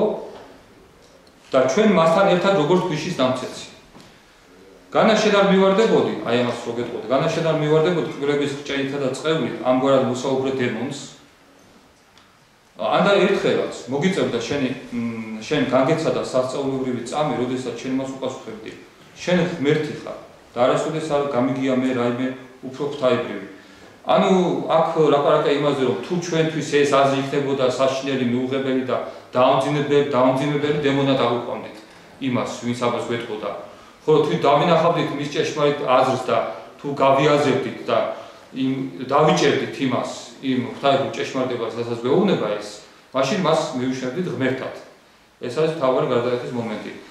თქვენ მოგეხსენებათ, რომ ზარატუშტრა ავესტას გმირიც არის ღმერთებსა და დემონებს, ღმერთებსა და დევების ბრძოლაში ჩართული ღმერთების მხარეს. და ეს აქ არის გადათამაშებული ეს ავესტას ეს შინაარსის მომენტი, რომ სამყაროში მუდმივად მიმდინარეობს ბრძოლა დემონებსა და ღმერთებს შორის და ზარატუშტრა არის ღმერთების მხარეს, რომელიც ქადაგებს იმას, რაც არის ღმერთების პოზიცია. აი აქ უკვე ადამიანზე არის დამოკიდებული. ისაც შენ გეუბნება ეს უცნობი არსი, არის დემონი თუ არის ღმერთი. ეს არის უკვე ადამიანზე დამოკიდებული. თუ ის წუდება ამ ჭეშმარიტებას, მისთვის ეს ღმერთია. თუ ვერ წუდება, მაშინ მისთვის ეს არის დემონი და უარყოფილია ეს აზრი. შემდეგ ასახავს, რომ დაგეუფლებოდა რა ეს აზრი, იგი განახლებდა შენ და შეაძლებელია გაგწმენდ და სრულად. ანუ აქ არის რა, აზრი, რომელიც განაახებს ადამიანს და განწმენს. ნიჩე არასოდეს შემთხვევით არ ამბობს არაფერს. ნიჩე შეიძლება არ ამბობს ზუსტად, არ საუბრობს ცნებებით. ჩვენ ვერ დავაზუსტებთ მეცნიერული კატეგორიებით ვერ ვისაუბრებთ ნიჩეზე, მაგრამ ჩვენ შეგვიძლია მეტაფორული აზროვნება გამოვიყენოთ და დაახლოებითი განწყობები, ემოციური მუხტი რაც შემოდის, ის იყოს ნამდვილი, ხო? რატომ ლაპარაკობს იმაზე, რომ გაგანახლებდა შენ ამ ადამიანის განახლებაზეა ლაპარაკი და ის განწმენდაზე. ყველაფრის თანხლები კითხვა, გსურს შენ ეს კიდევ ერთხელ და კიდევ უსასრულო მრავალჯერ, უმძიმეს სიმძიმი დააწვებოდა შენს მოქმედებებს. აქ კიდევ არის ლაპარაკი უმძიმეს სიმძიმეზე, როგორც დასაწყისში, ხო? როგორც სათაური იყოს, უდიდეს სიმძიმე, აქაც ისევ შემოდის სიმძიმის მეტაფორა, ეს არის უდიდეს სიმძიმე. ანდა იმდენად კარგად უნდა ყოფილიყავი დამოკიდებული საკუთარი თავის და სიცოცხლის მიმართ, რომ არ მოგსურვებოდა მეტი არაფერი გარდა ამ უკანასკნელის მარადიული ბეჭდით გამყარებისა. მარადიულობის ბეჭედი. ესეც არის ძალიან მნიშვნელოვანი სიმბოლური მეტაფორა, რომელიც რატომღაც გამოირჩევა ხოლმე, როდესაც ამ მოძრაობაზე ვლაპარაკობთ. ეხლა გადავიდეთ შემდეგზე, ეს გადავიდეთ ხარკი. ეს არის ამისი ბოლო, უნდა გადავსულიყავით და კიდევ გადავიდეთ. შემდეგ გერმანულ ტექსტში და მეორე ციტატა ეცე ჰომოდამიდან მოგიყვანოთ თქვენ. ეს არის მოკლე ციტატა, მაგრამ უფრო ტევადი ციტატა არის. აქ რას წერს ნიჩე? ახლა მე მოგიყვებით ზარატუშტრას ისტორიას. ამ ნაწარმოების ძირითადი კონცეფცია აზრი მარადიულ მოღუნებაზე. ნუ ეს ვიცით ნიშნის პოზიცია. ეს დამკვიდრების უმაღლესი ფორმულა, რომელიც საერთოდ შესაძლებელია მიიღწეს ეკუთვნის 1991 წლის აგვისტოს. გადავიდეთ ქართულ ტექსტში. მეორე ციტატა ამის შემდეგ, აი ეს. ეს აზრია ეკუთვნის 1991 წლის აგვისტოს. ის ჩაწერილია ფურცელზე სათაურით 6000 ფუტი ადამიანისა დროის მიღმა. ანუ ადამიანის მიღმა და დროის მიღმა 6000 ფუტის მანძილზე. ანუ მიღმა გასვლაზე არ ლაპარაკი. ჩვენ ძალიან ხშირად შევეჩვევთ, რომ ადამიანის მიღმა გადის ნიჩეს, ბუნებრივია ძალიან ბანალური აზრია, იმიტომ რომ ნიჩე გთავაზობს ეკაცამდე ამაღლებას და ადამიანზე მიღმა გასვლას ბუნებრივია, მაგრამ რატომ უსვამს ხაზს, რომ დროის მიღმა არის გასვლა? ხო, დროის მიღმა, ცაი, რატომ გადის? ნიჩე დროის მიღმა, მარადიულ მობრუნებაში. მე იმ დღეს მივდიოდი სილვაპლანის ტბის გასწვრივ ტყეებით. ეს არის ნიჩეს რეალური ისტორია, ის ყვება თავის ისტორიას და ამ ისტორიას თავის რეალურ ფაქტს გადააქცევს ფილოსოფიურ მითად. და თავის ამ ფილოსოფიურ მითში გვეუბნება მითოგენურ პერსონაჟად. ის გვიყვება, რომ ამ ტბის გასწვრივ ტყეებით მიდიოდა, სეიმონტ, ანუ გასწვრივ რას ნიშნავს, რომ ტბის სანაპიროზე ტყე-ტყე მიუყვებოდა ნიჩე ამ გზას. პირამიდისებურად დახვევებულ ქვების ბლოკთან სრულიას მახლობლად მე გავჩერდი. სრულია არის დასახლების სახელწოდება არის. ანუ ის ამ სერნობის დროს ტყე-ტყე როდესაც სერნობდა სილვაპლანის ტბის ნაპირზე, ტბის გასწვრივ, ანუ შეჩერდა ერთ ადგილას, სადაც იყო დახვევებული ქვების ბლოკი პირამიდის მსგავსად. პირამიდისებული არის და მასთან გაჩერდა. და ბოლოს რას ამბობს? მე გავჩერდი, იქ მომივიდა მე საზრი. ესე იგი, აქ ჩვენ ძალიან ბევრი ისეთი მეტაფორები გვაქვს, რა თქმა უნდა, მისი ბიოგრაფიის ნაწილია, თუმცა არც არავინ არ იცის ახლა ეს ნიჩეს ამ ნაწერებში ეს მართლაც ასე მოხდა, თუ ეს არის მისი მეთოდური თუ შეგნებული მიდგომა, ამას ჩვენ ვერ ვიტყვით, იმიტომ რომ არ არსებობს ახლა არც დოკუმენტური კადრები ამის შესახებ, ხო? მაგრამ ნიჩე წერს ამას, რომ ის თვითონ იყო ამ მითის პერსონაჟი და მან დაინახა პირამიდა. ბუნებაში არსებული ქვების ბლოკით დახვევებული პირამიდა. არა უბრალოდ გროვა, არა სხვა ფორმის, კვადრატის ფორმის, ან სხვა ფორმის, ან წრის ფორმის, არამედ პირამიდის ფორმის. რას უნდა ნიშნავდეს ნიჩეს აი ეს მეტაფორები, რაც აქ არის? ესეც ხო მარადიული მოვლენების თემატიკის საერთო სურათს ქმნის, ხო? აქ არის პირველ რიგში 6000 ფუნტი ადამიანისა და დროის მიღმა. შემდეგ არის ხო, დამკვიდრების უმაღლესი ფორმულა არის, კი. მაგრამ აქ ლაპარაკი რაზე არის, რომ ჩვენ ნიჩეს სიტყვას პირდაპირ არ გეუბნო, ნიჩე ყოველთვის გვაწვდის ჩვენ იმ მეტაფორებს, იმ მინიშნებებს, რომელიც გვაძლევს სწორ გზას და გვაძლევს ჩვენ გარკვეულ იდეებს, რომელიც შეიძლება დამაბნეველიც იყოს ჩვენთვის. ანუ ნიჩე როდესაც საუბრობს დროის ციკლზე და სამყაროს წრებრუნვაზე, აი ჯუჯა როგორ დაიბნა? ჯუჯა პირდაპირ უთხრა ხო ზარათუსტრას, რომ ხო თვით დროს წრეა, ანუ ეს საყოველთაოდ აღარებული აზრი არის. ანუ ნიჩე ჩვენ გვაძლევს ისეთ ფორმულებს, ისეთ იდეებს, რომელიც ჩვენ გვაბნევს. იმისათვის, რომ ჩვენ ბოლომდე ვერ გავიაზროთ, რაზე არის ლაპარაკი. ხო თქვით, რომ ნიჩე დუმდა საერთოდ ამ იდეაზე. ამიტომ რასაც ნიჩე პირდაპირ მეუბნება, ამას ჩვენ ყურადღება არ უნდა მივაქცევთ. და მივაქცევთ ყველაზე უფრო სიღრმისეულ შიფრებს. რა არის ყველაზე სიღრმისეული შიფრი? პირამიდის ფორმა, რომელიც არის ძალიან სიღრმისეული და ძალიან ესეთი აქტიური სიმბოლო საერთოდ ნებისმიერ ეზოთერიკაში. ქვიშის საათი, პირამიდა, რომელთა გეომეტრიული ფორმები არის იდენტური. მარცვალი, ქვიშის მარცვალი, რომელიც გადის ამ ქვიშის საათში. დროის მიღმა და ადამიანის მიღმა არსებობა და ბეჭედი, მარადისობის ბეჭედი. ეხლა ჩვენ აქ შეგვიძლია ჩვენ ვახდენთ ნიჩეს მარადიული მოვლენების მოძღვრების დეკონსტრუირებას. ანუ მე უარყავ ის აზრი, რომ ჩვენ ჩავეჭდოთ მაინც და მაინც წრის კონცეფციას.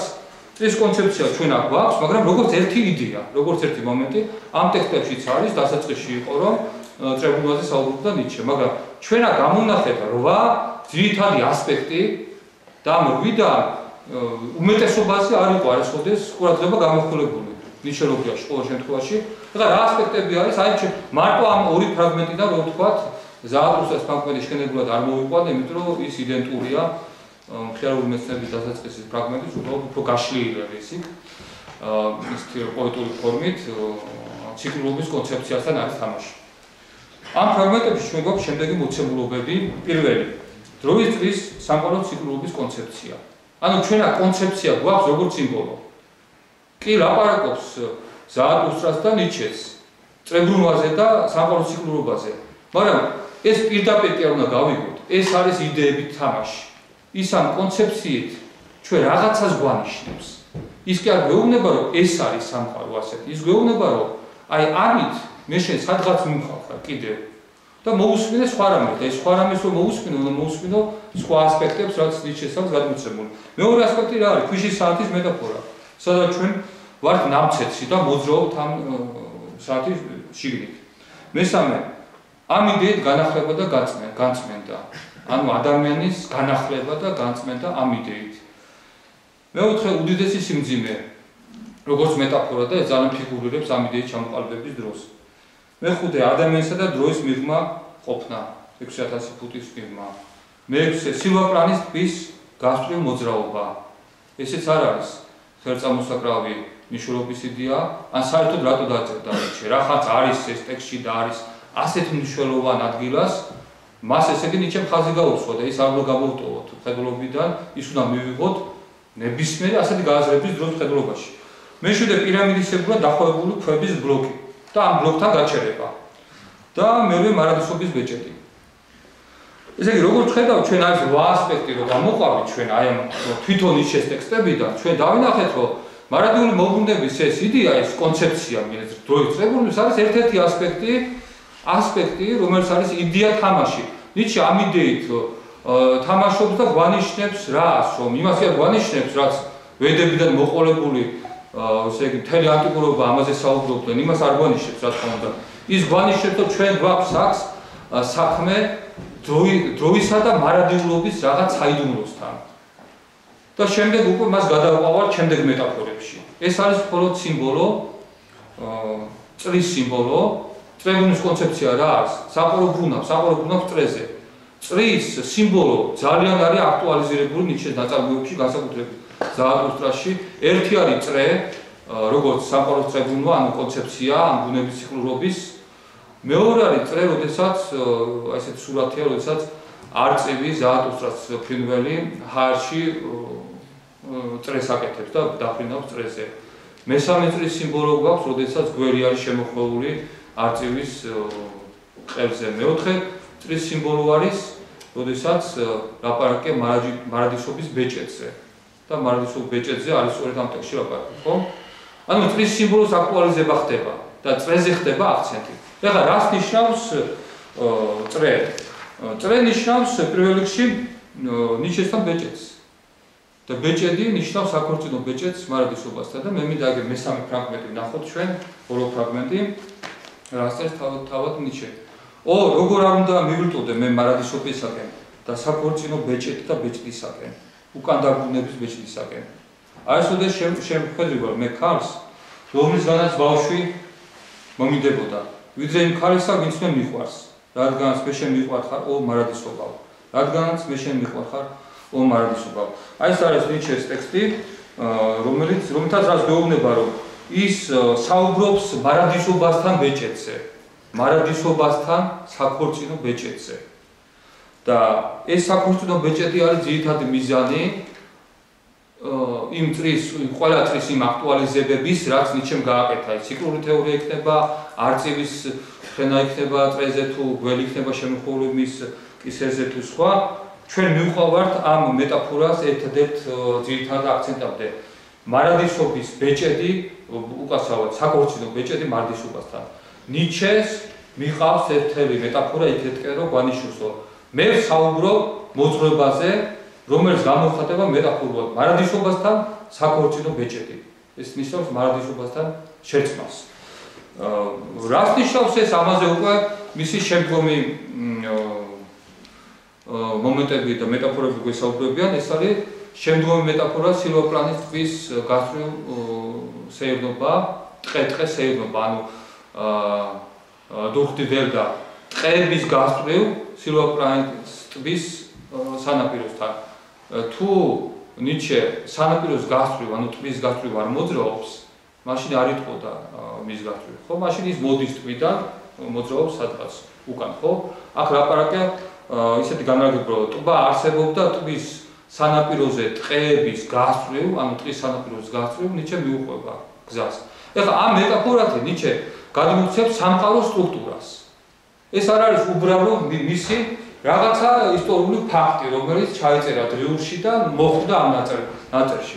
ეს არის სამყარო სტრუქტურა, რომელიც გამოხატავს დროის სტატიკურ თეორიას. და აქ მინდა თქვენ გავახსენოთ ჰერაკლიტეს მდინარე, ჰერაკლიტე გადმოცემს ასეთ ფრაგმენტს, როდესაც მდინარეში ადამიანი, რომელსაც შედის მდინარეში ადამიანი, ყოველ წამს ახალ ტალღა იხერხება ჩვენ სტანზე. ეს ცნობილი ფრაგმენტი, ახლა მე ზუსტ ციტირებას ვერ ვაკეთებ, მაგრამ იდეა ეს არის, რომ სამყარო არის დინამიკური მოცემულობა. სამყარო დრო არის მდინარე და ადამიანი, რომელიც განიცდის აი ამ ყოველ წამერ ცვლილებას, ანუ ყოველი ახალი ტალღა იხერხება ჩვენ ტანს, ნიშნავს, რომ ცნობილია ერთ მდინარეში ორჯერ ვერ შეხვდა. ორჯერ ვერ შეხვდა, იმიტომ რომ დრომიდის, ხო, დრომიდის, ანუ ჰერაკლიტეს კონცეფცია, დროის კონცეფცია არის დინამიკური დროის კონცეფცია, კლასიკურად ყველას კარგად გამოიხატება აქ, რომ სამყარო მოძრაობს როგორც მდინარე და ადამიანი ამ სამყაროში არის იმ მომენტში ჩაყენებული, როგორც მდინარეში ყოფი ადამიანი, რომ მასთან ეხება ახალ-ახალი ტალღა. ყოველ წამს არის ახალი მოვლენა ჩვენს გარშემო. ყოველ წამს ყოველი წამი გადის და მოდის ახალი წამი. ეს არის სამყაროს კონცეფცია, რომელსაც ჩვენ უწოდებთ სამყაროს დინამიკურ კონცეფციას. აი ნიჩე გვთავაზობს სულიად სხვა საპირისპირო კონცეფციას, ეს არის სამყაროს სტატიკური კონცეფცია. რომლის მიხედვითაც სამყარო არის გაჩერებული ტბა, არის სული არსი, უცვლელი, თლიანობითი არსი, რომელიც არსად არ მოძრაობს. არ არსებობს დრო. და რა ხდება? ამ ტბის გასწვრივ მოძრაობს ნაპირზე ფრიდრიხ ნიჩე. ნუ ეს მითიური პერსონაჟი თვითონ ნიჩეს, ხო? სამყაროს და დროის სტატიკური კონცეფცია გადმოცემული არის უპანიშადებში. იქაც მეტაფორების სახით და უპანიშადებში სამყაროს სტატიკური კონცეფცია გადმოცემულია სწორედ ტბის მეტაფორით. ტბა და ტბაში ცურვა. ეხლა რა არის ამათ შორის განსხვავება და საერთო განსხვავება ის არის, რომ ერთი კონცეფცია ამბობს, რომ სამყარო არის დასრულებული არსი, უძრავი, დრო არ არსებობს, არაფერი არ გადის და მხოლოდ ადამიანის სუბიექტი, ანუ ცნობიერება ამ შემთხვევაში გააკვეთს ამ ტბას, ცურვით თუ ნაპირ-ნაპირ სიარულით და ამ მოძრაობის დროს ცნობიერება აღიქვამს ცვალებადობას. მის გარშემო. ანუ ადამიანი რომ მიწურავს ტბაში, გაჩერებულ ტბაში, მასაც ეხეთქება ტალღები მის ტანს. მაგრამ ეს ტალღები იმიტომ კი არ ეხეთქება, რომ ტბა მოძრაობს, იმიტომ რომ თვითონ მოძრაობს. ანუ სამყარო არ მოძრაობს, მას ექნება ილუზია, რომ ტალღები არსებობს. მეორე კონცეფცია არის მდინარის კონცეფცია, როდესაც მდინარე სამყარო მოძრაობს თვითონ, ეს ჰერაკლიტესთან და ადამიანი არის გაჩერებული, ან ცნობიერება გაჩერებულია და ყველაფერი გარშემო მოძრაობს. ეს არის ორი ურთიერთსაწინააღმდეგო პოზიცია საერთოდ აზროვნების ისტორიაში. ანუ პირველი ტბის კონცეფცია გამორიცხავს დროის არსებობას და დრო არის მხოლოდ ილუზია, მოძრაობის ილუზია. ჩვენ რომ ავდგეთ და ეხლა აქედან წავიდეთ მაგალითად ზღვაზე, ხო, ბათუმში. და ჩვენ მანქანის სარკმლებიდან რო ვიყურებით, ყოველთვის გონია რომ იცვლება ჩვენს გარშემო ყველაფერი. ამიტომ ჩვენ გონია რომ ყველაფერი იცვლება, ყოველთვის ახალი პეიზაჟი გამოჩნდება, ხო? და ბოლოს ჩავდივარ და ნუ ეს ცნობიერება რომ არ იყოს მოზრდილი ადამიანის, ხო, რომ იყოს გაუთოცნებელი, მეგონება რომ გაჩნდა ზღვა. ამ დროს მთელი ეს მანძილი, მთელი ეს სივრცე თბილისიდან ზღვამდე სივრცე არსებობს. მიუხედავად იმისა, ჩვენ სად ვიმყოფებით. ყოველი ჩვენი განმული ქალაქები და დასახლებული პუნქტი რჩება თავის ადგილზე, არცად არ მიდის. და მომავალში ჩვენ რაც უნდა გავიარავთ, ისიც არსებობს. ისევე როგორც არსებობს ის დასახლებული პუნქტი, რომელსაც ჩვენ ახლა ვხედავთ აწყოში, ახლა გავდივარ და ისიც რაც წარსულში გავიარეთ, ის არსად არ ქრება. ასევე გადავიდეთ ტბის მეტაფორაზე. როდესაც ადამიანი ტბის ერთი ნაპირიდან გადასწროს მეორე ნაპირზე, ან ტბის გასწვრივ ტყე-ტყე სეირნობს, მოძრაობს ნიჩეს მსგავსად. მის თვალსაჩინში იცვლება პეიზაჟები. იცვლება ხედი, იცვლება ხედავს სხვადასხვა ფიგურას, ხეს, სხვადასხვა მომენტს და ექნება დროის ილუზია. მაგრამ დრო არსებობს სამყაროში. მაგრამ როდესაც ეს ტბა ხომ არ არსებობდა, ეს არა, ეს ტბა ყოველთვის არსებობდა. ანუ ეს არის სამყაროს სტატიკური კონცეფცია, უცვლელი მარადიული არსი, არსებობდა ყოველთვის და ეს მეტაფორულად არის ტბა, მაგრამ ისე ვიცით რომ ტბები გახსებიან. ლაპარაკია მეტაფორაზე. და ამ უცვლელ მარადიულ სხეულზე მოძრაობს ჩვენი ცნობიერება. აი ამის ჩვენება უნდა ნიჩეს ამ მეტაფორით. რომ სამყარო არის დროის გარეშე არსებული მარადიული არსი და ამ მარადულობის სხეულზე მოძრაობს ჩვენი ცნობიერება და ამ გადაადგილება ჩვენ აღვიქვამთ დრო არის ილუზია. მეორე მეტაფორა რას ამბობთ? დროის დინამიკური მეტაფორა ჰერაკლიტესთან, რომ თვითონ სამყარო მოძრაობს, ჩვენ ვართ გაჩერებული და ჩვენ აღვიქვამთ სამყაროსა და დროის გასვლას. ანუ მეორე კონცეფცია დროის რეალურობას აღიარებს, რომ დრო გადის, ყველაფერი ჩნდება და ქრება. წარსულში რაღაცა რაც არის ის წარსულში გადადის ქრება, მომავალ ჯერ არ არსებობს, მაგრამ როდესაც შემოდის აწყვოში ეს მომავალი გადაიქცევა აწყვოდ და შემდეგ გაქრება წარსულში. და არსებობს მხოლოდ ის რაც აწყვშია. ეს არის დროის დინამიკური თეორია. მომავალში ჯერ არ არსებულია ყველაფერი, წარსულში უკვე აღარ არსებულია. დროის სტატიკური თეორია ამბობს, რომ დრო არ არსებობს და ყველაფერი არის მოცემული ერთხელ და სამუდამოდ და ჩვენი გავლა აი ამ სივრცის ქმნის დროის გასვლის ილუზიას. აი ასეთი გაშიფრვა შეიძლება მოვახდინოთ ამ ნიჩეს აი ერთი წინადადების. სილვაპლანის ტბის სანაპიროზე ტყე-ტყე სიარული, ტყის გასწვრივ სიარული. ამის მინიშნება უნდა ნიშნეს ჩვენთვის. სხვათა შორის ევროპულ ნიჩოლოგიაში და არც საქართველოში მარადიულ მობრუნებას როდესაც აზროვნებენ, არავის არ მიუწევია ყურადღება აი ამ მეტაფორისათვის. რატო საუბრობს იმ ტბაზე და რატო საუბრობს ამ მოძრაობაზე. შემდეგ როგორ გრძელდება ნიჩეს აი ეს მითი. ნიჩე ჩერდება აი ამ გზაზე მოძრაობისას ერთ-ერთ ქვები დახოვებულ ბლოკთან, რომელსაც აქვს პირამიდისებური ფორმა. ესეც არ არის შემთხვევითი. და აი აქ მოსდის მას ეს აზრი. ან მარადიულ მოbrunებაზე ეს აზრი, ეს იდუმარი ეზოთერული აზრი, რომელიც ჩვენ არ ვიცით რა არის. ნიჩეს აი აქ მოუვიდა. თვითონ ნიჩე ამბობს, აი ეგ დაებადა, მაინც და მაინც, როდესაც ტყის სანაპიროზე სეირნობდა და მაინც და მაინც, როდესაც პირამიდისებურ ფორმას უყურებდა წეროში. მაშინ გაუჩნდა ეს აზრი. ესეც ხომ არის ძალიან დიდი მინიშნება მისი მხრიდან და ამასაც ჭირდება თავისებური გაშიფრვა, ეს არის მინიშნება პირამიდის ფორმაზე და პირამიდის ფორმა რომ კონუსი ავიღოთ, გავამარტივოთ, ეს ფორმა ფიგურირებს ქვიშის საათშიც. ქვიშის საათი რო წარმოვიდგინოთ, ეს რა არის? ერთმანეთს დაკრუფავებული ორი კონუსური ფორმაა, რომელიც ერთება წეროთი, ხო? ამ ყელს რო ვამბობთ ქვიშის საათის. ანუ პირამიდაც იგივე ფორმაზე მივიდეთ, უბრალოდ ზედა კონუსი არის წარმოსახვითი. ეხლა ამით რას მიანიშნებს ნიჩე, რომ ადამიანი არის ამ წეროში, ანუ ადამიანის ცნობიერება არის ამ ქვიშის საათის ყელში, ანუ პირამიდის წეროში. და მაშინ უჩნდება ნიჩეს ეს აზრი. რატომ არის ეს პირამიდის ფორმა აქტუალური? იმიტომ რომ წარსულზე და მომავალზე საუბრობს ამ დროს ნიჩე და საუბრობს დროის სტატიკურ თეორიაზე ის ამ ტბის ტბის მეტაფორით მიგვანიშნებს, რომ წარსული და მომავალი არ არსებობს, ყველაფერი არსებულია. წარსული და მომავალი ეს არის ილუზია, დრო საერთოდ ილუზია არის.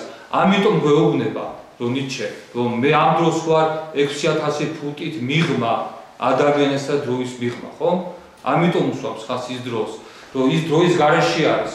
რას ნიშნავს დროის გარეშე არსებული ადამიანი, რომ ყოველი ჩვენი აწყო არის რაღაცა გამოვლილი წარსული გზის შედეგი, ხო? თვითონ ჩვენგანი ცნობიერება ნებისმიერი მოდის ამ აწყობდე რაღაცა გზით, ხო? და ნებისმიერ აწყობდე მოსვლას აქვს სხვადასხვა გზა, ანუ მრავალი ვარიანტი არსებობს იმისა, რომ ამ აწყობდე მოვიდეს ადამიანის ცნობიერება. და ასევე მომავლის განვითარების მრავალი ვარიანტიც არსებობს, ხომ არ არსებობს ერთ-ერთი ვარიანტი. და აი შესაძლებლობების სპექტრი მომავლის და წარსულის შესაძლებლობების სპექტრი, მიუხედავად იმისა, რომ ჩვენ გავდივართ ამ შესაძლებლობებიდან ერთ გზას, სპექტრი არსებობს, მაგრამ ეს სპექტრი არ არის უსასრულო. ანუ ჩვენი წარსულის შესაძლებლობების სპექტრი არის სასრული, მაგრამ არის საკმაოდ დიდი. ისევე როგორც ჩვენი მომავლის განვითარების სპექტრი არის შემოფარგლული, მაგრამ საკმაოდ დიდი. ამიტომ ეს გამოდის კონუსის ფორმით, ჩვენ რომ წარმოვიდგინოთ გეომეტრიულად, ავიღოთ აწყო როგორც წერტილი, რომელიც ამ ქვიშის საათის ყელში ცნობიერების აწყოს მომენტი და წავიდეთ უკან წარსულში, ხაზები გავავლოთ, ყველა შესაძლო წარსული საიდან შეიძლება მოვსულიყავით ან აწყობდე. მივიღებთ დაახლოებით კონუსის ფორმის გეომეტრიულ ფიგურას. ასევე მომავალშიც რომ გავაკეთოთ, ყველა შესაძლო ის ხაზები განვითარების ამ მოცემული წერტილიდან მივიღებთ კონუსისებური ფორმის რაღაც გეომეტრიულ ფიგურას. და ეს ორი კონუსი ერთმანეთს ხვდება ამ წერტილში, სადაც არის ადამიანის აწყოს ცნობიერება. და აქ ვართ ჩვენ, ნიჩე ამბობს. ეს არის იგივე ქვიშის საათის ის ყელი, სადაც გადის აი ეს ნამცეცი. წინ და უკან არის სტატიკური არსი, წარსულსა და მომავლის, ოღონდ გადმოცემული გეომეტრიული შიფრით, ასე ვთქვათ. აი ეს არის ძირითადი სათქმელი, ჩემი აზრით, რა თქმა უნდა, რაც ნიჩეს უდოდა ჩვენთვის გადმოეცა, როდესაც საუბრობდა ესეთ მნიშვნელოვანი იდეის დროს, ქვიშის საათზე და პირამიდაზე და სწორედ პირამიდის წვეროს ყურების დროს მოუვიდა ეს აზრი. შემდეგ რატო ამბობს ეს, რომ 6000 ფუტის სიმაღლეზე ვარ ადამიანისა დროისაგან და ის უყურებს ამ დროს ამ დახოვებული პირამიდის წვეროს, იმიტომ რომ ამ დროს ის გადის დროის მიღმა, ეს არის ნიჩეს ცნობიერების კულმინაცია, როდესაც ის განიცდის დროის ილუზორულობას და სამყაროს არსის მთლიანობას, ის აღიქვამს, რომ როგორც წარსულის, ასევე მომავლის მთელი სპექტრები სამყაროში არის არსებული და არსად არ მიდის, არსად არ იკარგება, რომ დრო არის ილუზია და ამ სპექტრების აი ეს ვიზუალური გამოხატულება არის ქვიშის საათი ან პირამიდა. აი ეს არის მისი ძირითადი შიფრი აი ამ კონკრეტულ ფიგურებთან დაკავშირებით. და ჩვენ შეგვიძლია ეს მომენტი, როდესაც ნიჩე დგას ამ პირამიდისებურ ფორმასთან და უყურებს პირამიდის ამ წვეროს და მოდის ეს მარტივი მობრუნების აზრი, ამას უწოდოთ ესე უმაღლესი ტრანსი და უმაღლესი ცნობიერების კულმინაცია მის ფილოსოფიაში და შეგვიძლია დიდი შუადღის ტერმინიც ხშირად გამოიყენება. აი ზოგადად ეს იყო დიდი შუადღე, როდესაც მან ნათლად დაინახა მთლიანი სამყაროს სტრუქტურა, მისი წარსულისა და მომავლის სპექტრი და დროის არარსებობით და ის დადგა ადამიანისა და დროის მიღმა. და კიდევ ერთი მეტაფორა ეს არის უდიდესი სიმძიმე, რატომ ფიგურებს აქვს უდიდესი სიმძიმე?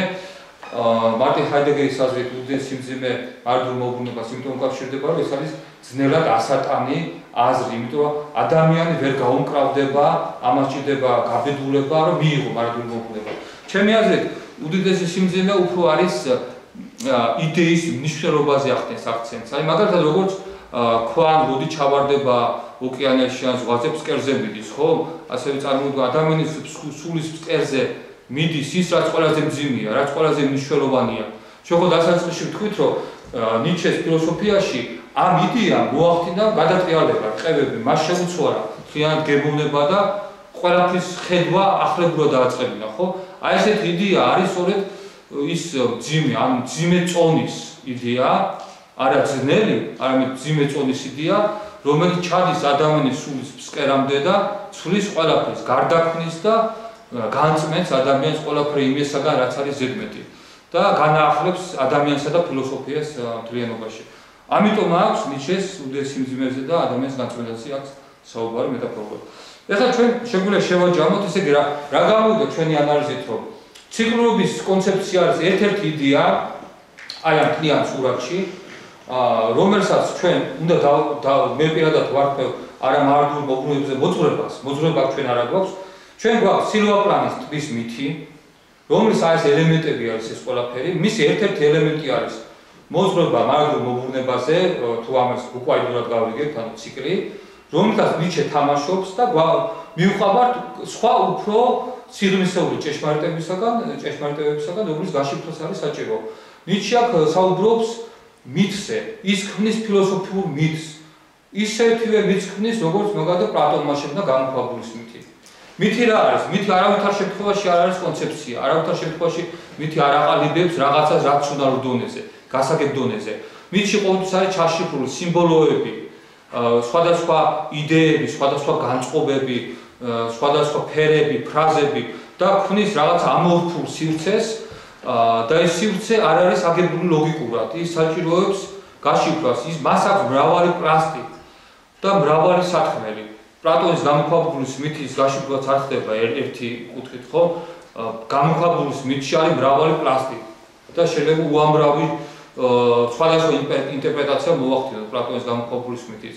ასევე ფრიდრიხ ნიჩეს ფილოსოფიაში გვაქვს აი ეს მითი, სილვაპლანის ტბის მითი, რომელიც შეცდომით არის მიჩნეული მარადიული მოbrunების მოძღვრებად, იმიტომ რომ მთლიანობით სურათი არ არის დანახული. მთლიანობით სურათს რო აღვადგენთ ჩვენ, როგორც ჩვენ აღვადგინეთ, მოახდენთ მის რეინტეგრირებას, მივხვდებით რომ როგორც ცნობილი მე-20 საუკუნის ნიჩელოგი 80-იან წლების ბისერი წერს, ნიჩე არის მითების მგრეველი და მითების შემქმნელი, მითების შემთხზველი.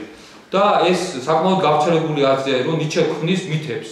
აი ეს სილვაპლანის ტბის ეს ისტორია, თავისი მეტაფორებით ეს არის ერთი სივრცე, მითი, რომელიც საჭიროებს გაშიფრვას და ის უნდა გავშიფროთ სწორედ როგორც ეზოთერული მოძღვრება, როგორც საიდუმლო ცოდნა, თუ გამოვიყენებთ ჟილ დელიოზის სიტყვებს. და ასეთი მრავალპლასტიანი სივრცე ჩვენ აი ესეთი მეტაფორებით გავშიფრეთ ჩვენი კუთხიდან, მოვხდით მის რეინტეგრირება, ასე ვთქვათ, დეკონსტრუირებული მარადიული მოbrunების მოძღვრება ტრადიციული, რაც გვესმის ჩვენ აქამდე, ის დავშალეთ ცალკეულ მომენტებად, პლასტებად და შემდეგ გავაკეთეთ ამ ესე ცალკეულ ელემენტებს სინთეზი და შევქმნით ერთიანი სურათი და მივიღეთ ამ ერთიანი სურათის სახით სილვაპლანის ტბის მითი. ეხლა ვთქვათ, კი ბატონო, ჩემი აზრით ნიჩესთან გვაქვს ჩვენ სილვაპლანის ტბის მითი და ამაზე უნდა ელაპარაკონ ნიჩელოგებმა და არ უნდა გამოტოვონ ის მეტაფორები, რაც მე ვთქვი, რაც მე ვახსენე, რაც ნიჩესთან არის. ან მაშინ უნდა ახსნან ეს რატომ არის. ამის იგნორირება არ შეიძლება. ერთადერთი მარტინ ჰაიდეგერი ახსენებს პირამიდის ამ დახვეულ ქვების პირამიდას და ახსენებს ის ამბობს, რომ ეს არის სიმძიმის მეტაფორა. ანუ პირამიდის ფორმას საერთოდ არ უსვამს ხას არც მარტი ჰაიდეგერი. ის ამბობს, რომ ეს იმიტომ არის ნიშეს ტექსტში, რომ გვაგზნობინოს, რომ მარადიული მოღვნება არის ძალიან მძიმე და რთული იდეა. აი ეს არის ჰაიდეგერის აღზრდა. მე ვფიქრობ, რომ გეომეტრიული სიმბოლიკა ძალიან მნიშვნელოვანია გაიშიფროს ნიშეს ამ ტექსტებში და ასე ჩვენ მივდივართ ახალ თქვათ მითთან, რომელზეც დღემდე არ საუბრობდნენ, რაც ჩვენ ჩამოვაყალიბეთ და ეხლა თქვათ რას გვაძლევს ეს მითი ჩვენ, რას ამბობს ჩვენთვის ეს მითი ჩვენეული გაშიფვრის მიხედვით. სამი ასპექტი გამოყავთ ასეთი. პირველი რომ ეს არის ესე იგი შერწყმა მარადისობასთან საქორწინო ბეჭედით. აი მას გვეუბნება აი ეს მითი. მეორე ასპექტი ეს გვეუბნება რომ ეს ხდება დროის სტატიკური თეორიის შემოტანით, ანუ სტატიკური თეორიის სამყაროს სტატიკურობის აღებით, სადაც არსი არის უცვლელი მარადიული უძრავი და ცნობიერება მოძრაობს, გადის, მოგზაურობს ამ სამყაროში და იქნება დროის ილუზია და მესამე რომ აი ეს იდეა ქმნის ადამიანის გარდაქმნას, მის განახლებას, მის განწმენდას ყველაფერი ზედმეტისაგან და მთლიანი ფილოსოფია განახლდება. აი ეს არის ჩემი აზრით აი ამ მითის ძირითადი საკრალური აზრი. თუ ჩვენ მივყვებით ასეთ მეთოდს. შევაჯამოთ დავასრულოთ ეს ჩვენ საბოლოოდ. ეხლა რას მე რა კონცეფციას ვაყალიბებ, რომ ნიჩე მარადულ მობრუნებაზე კი არ საუბრობდა, ეს იყო დამაბნეველი ილეთი, ის ასე თქვა ჟონგლიორობდა როგორც აი ეს ბაგილზე მოცეკვავე ზარათუსტრას დასაწყისში ამ იდეით, იმისათვის რომ ჯუჯები და ასეთი სულით დაბალი და უკანასკნელი ადამიანები, პრიმიტიული ადამიანები, რომლებიც არ უნდა გაყვნენ ნიჩეს და არ უნდა შევიდნენ ნიჩეს მოძრაობაში და მის ფილოსოფიაში, ესენი დააბნიოს და ესენი დატოვოს იქ, სადაც არიან. ეს არის სათამაშო იდეა, რომლითაც ნიჩე მიანიშნებდა რას? წრის სიმბოლოს. აქ მთავარი იყო წრე და წრის სიმბოლო ძალიან აქტუალურია ნიჩესთან. ასევე ნიჩე გამოიყენებს პირამიდის და კონუსის ფორმებს. აი ეს ყველაფერი ნიშნისა გაფანტული. ჯერ იყო ხელოვნურ მეცნიერებაში, შემდგომ იყო ზარათუსტრაში, შემდეგ სიკეთისა ბროტების მიღმაში, შემდეგ ეცეჰომოში და ეცეჰომოში შეკრიბა ეს ყველაფერი როგორც მოზაიკა და ეცეჰომოში აი ეს ბოლო სცენა მონაკვეთი, სადაც სწორედ პირამიდაზე და ძილოფანის ტბაზე არის საუბარი, ყველაზე კარგად იკრიბება მთელი ეს მეტაფორული მოზაიკა ერთიან სურათში. მაგრამ ნიჩე მაინც არ გვეუბნება თავის სათქმელს და ტოვებს ურთულეს სიმბოლოებში ჩაშიფრულს თავის ამბავს, გეომეტრიულ სიმბოლოებში, როგორც არის კიდევ ერთხელ წრე, არის პირამიდა და არის კონუსისებური ფორმა. ბოლოს ვიტყვი, რომ ამით ნიჩე ესე იგი იაზრებს და აი მითით, სილოპლანის ტიპის მითით ის უერთდება უძველეს ფილოსოფიურ, ოკულტისტურ და ასევე თანამედროვე მეცნიერულ იდეას სამყაროს სტატიკურობაზე, დროის სტატიკურ თეორიაზე. მე დასაწყისში ვთქვი, რომ დროის სტატიკური თეორია მეტაფორების დონეზე და საიდუმლო მოძღვრების დონეზე არის ჩამოყალიბებული უპანიშადებში. ბრიხადარანიაკა უპანიშადაში ეს არის პირველში ჩამოყალიბებული. ევროპულ აზროვნებაში ეს თითქმის ჩვენ არ გვაქვს არცად ჩამოყალიბებული, უბრალოდ პლოტინის ენეადებში არის გარკვეულად გამოკრთის ეს აზრი, ძალიან ზედაპირულად არ არის დამუშავებული და ნიჩე ამას აკეთებს ძალიან სავსე მეტაფორებით, ძალიან დიდი განცდით და ძალიან დიდი სერიოზულობით ქმნის ასეთ მეტაფორულ სივრცეს, რომელზეც გვაქვს მინიშნება კონცეფცია ჯერ არ აქვს. ამიტომ ნიჩე თვლიდა, რომ ეს იდეა, რაც იდგა ამ ყველაფრის უკან, რაც მან იცოდა საბოლოო ჯამში მხოლოდ, ეს იყო მისი ორიგინალური და ნოვატორული იდეა ევროპულ ფილოსოფიაში და ნამდვილად არ ცდებოდა ამაში, თუ არ ჩავთვლით, რომ უპანიშადები არ არის ახლა ევროპული კულტურის ნაწილი და ამ შემთხვევაში შეგვიძლია ვთქვათ, რომ ევროპაში ეს მართლაც ნოვატორული და ორიგინალური იდეა იყო. დროის სტატიკური თეორია შემდგომში უკვე სხვადასხვა ფილოსოფოსებმა მე-20 საუკუნეში განავითარეს და ეს უკვე სხვა ისტორიაა და ჩვენ შეგვიძლია ვთქვათ, რომ მინკოვსკის ასტროფიზიკოსის ფუძემდებელი ერთ-ერთი მე-20 საუკუნეში მინკოვსკის თეორიაში და შემდგომში უკვე დროის სტატიკურ თეორიაზე თანამედროვე ფიზიკაც საუბრობს და უკვე მეცნიერებაში სტატიკურ დროზე არის უკვე საუბარი და ეს უკვე საყოველთაოდ ცნობილი არის. ანუ ეს არის ისეთი მოძღვრება, სადაც ერთმანეთს უკავშირდება ფილოსოფია, ოკულტიზმი, მეცნიერება, თუნდაც გავიხსენოთ ბლავატსკაია, ელენე ბლავატსკაია, რომელიც საიდუმლო დოქტრინის კომენტარებში სწორედ რუსტატიკურ თეორიაზე წერს ისიც სწორედ აი ამ პერიოდში 19 საუკუნის ბოლოში.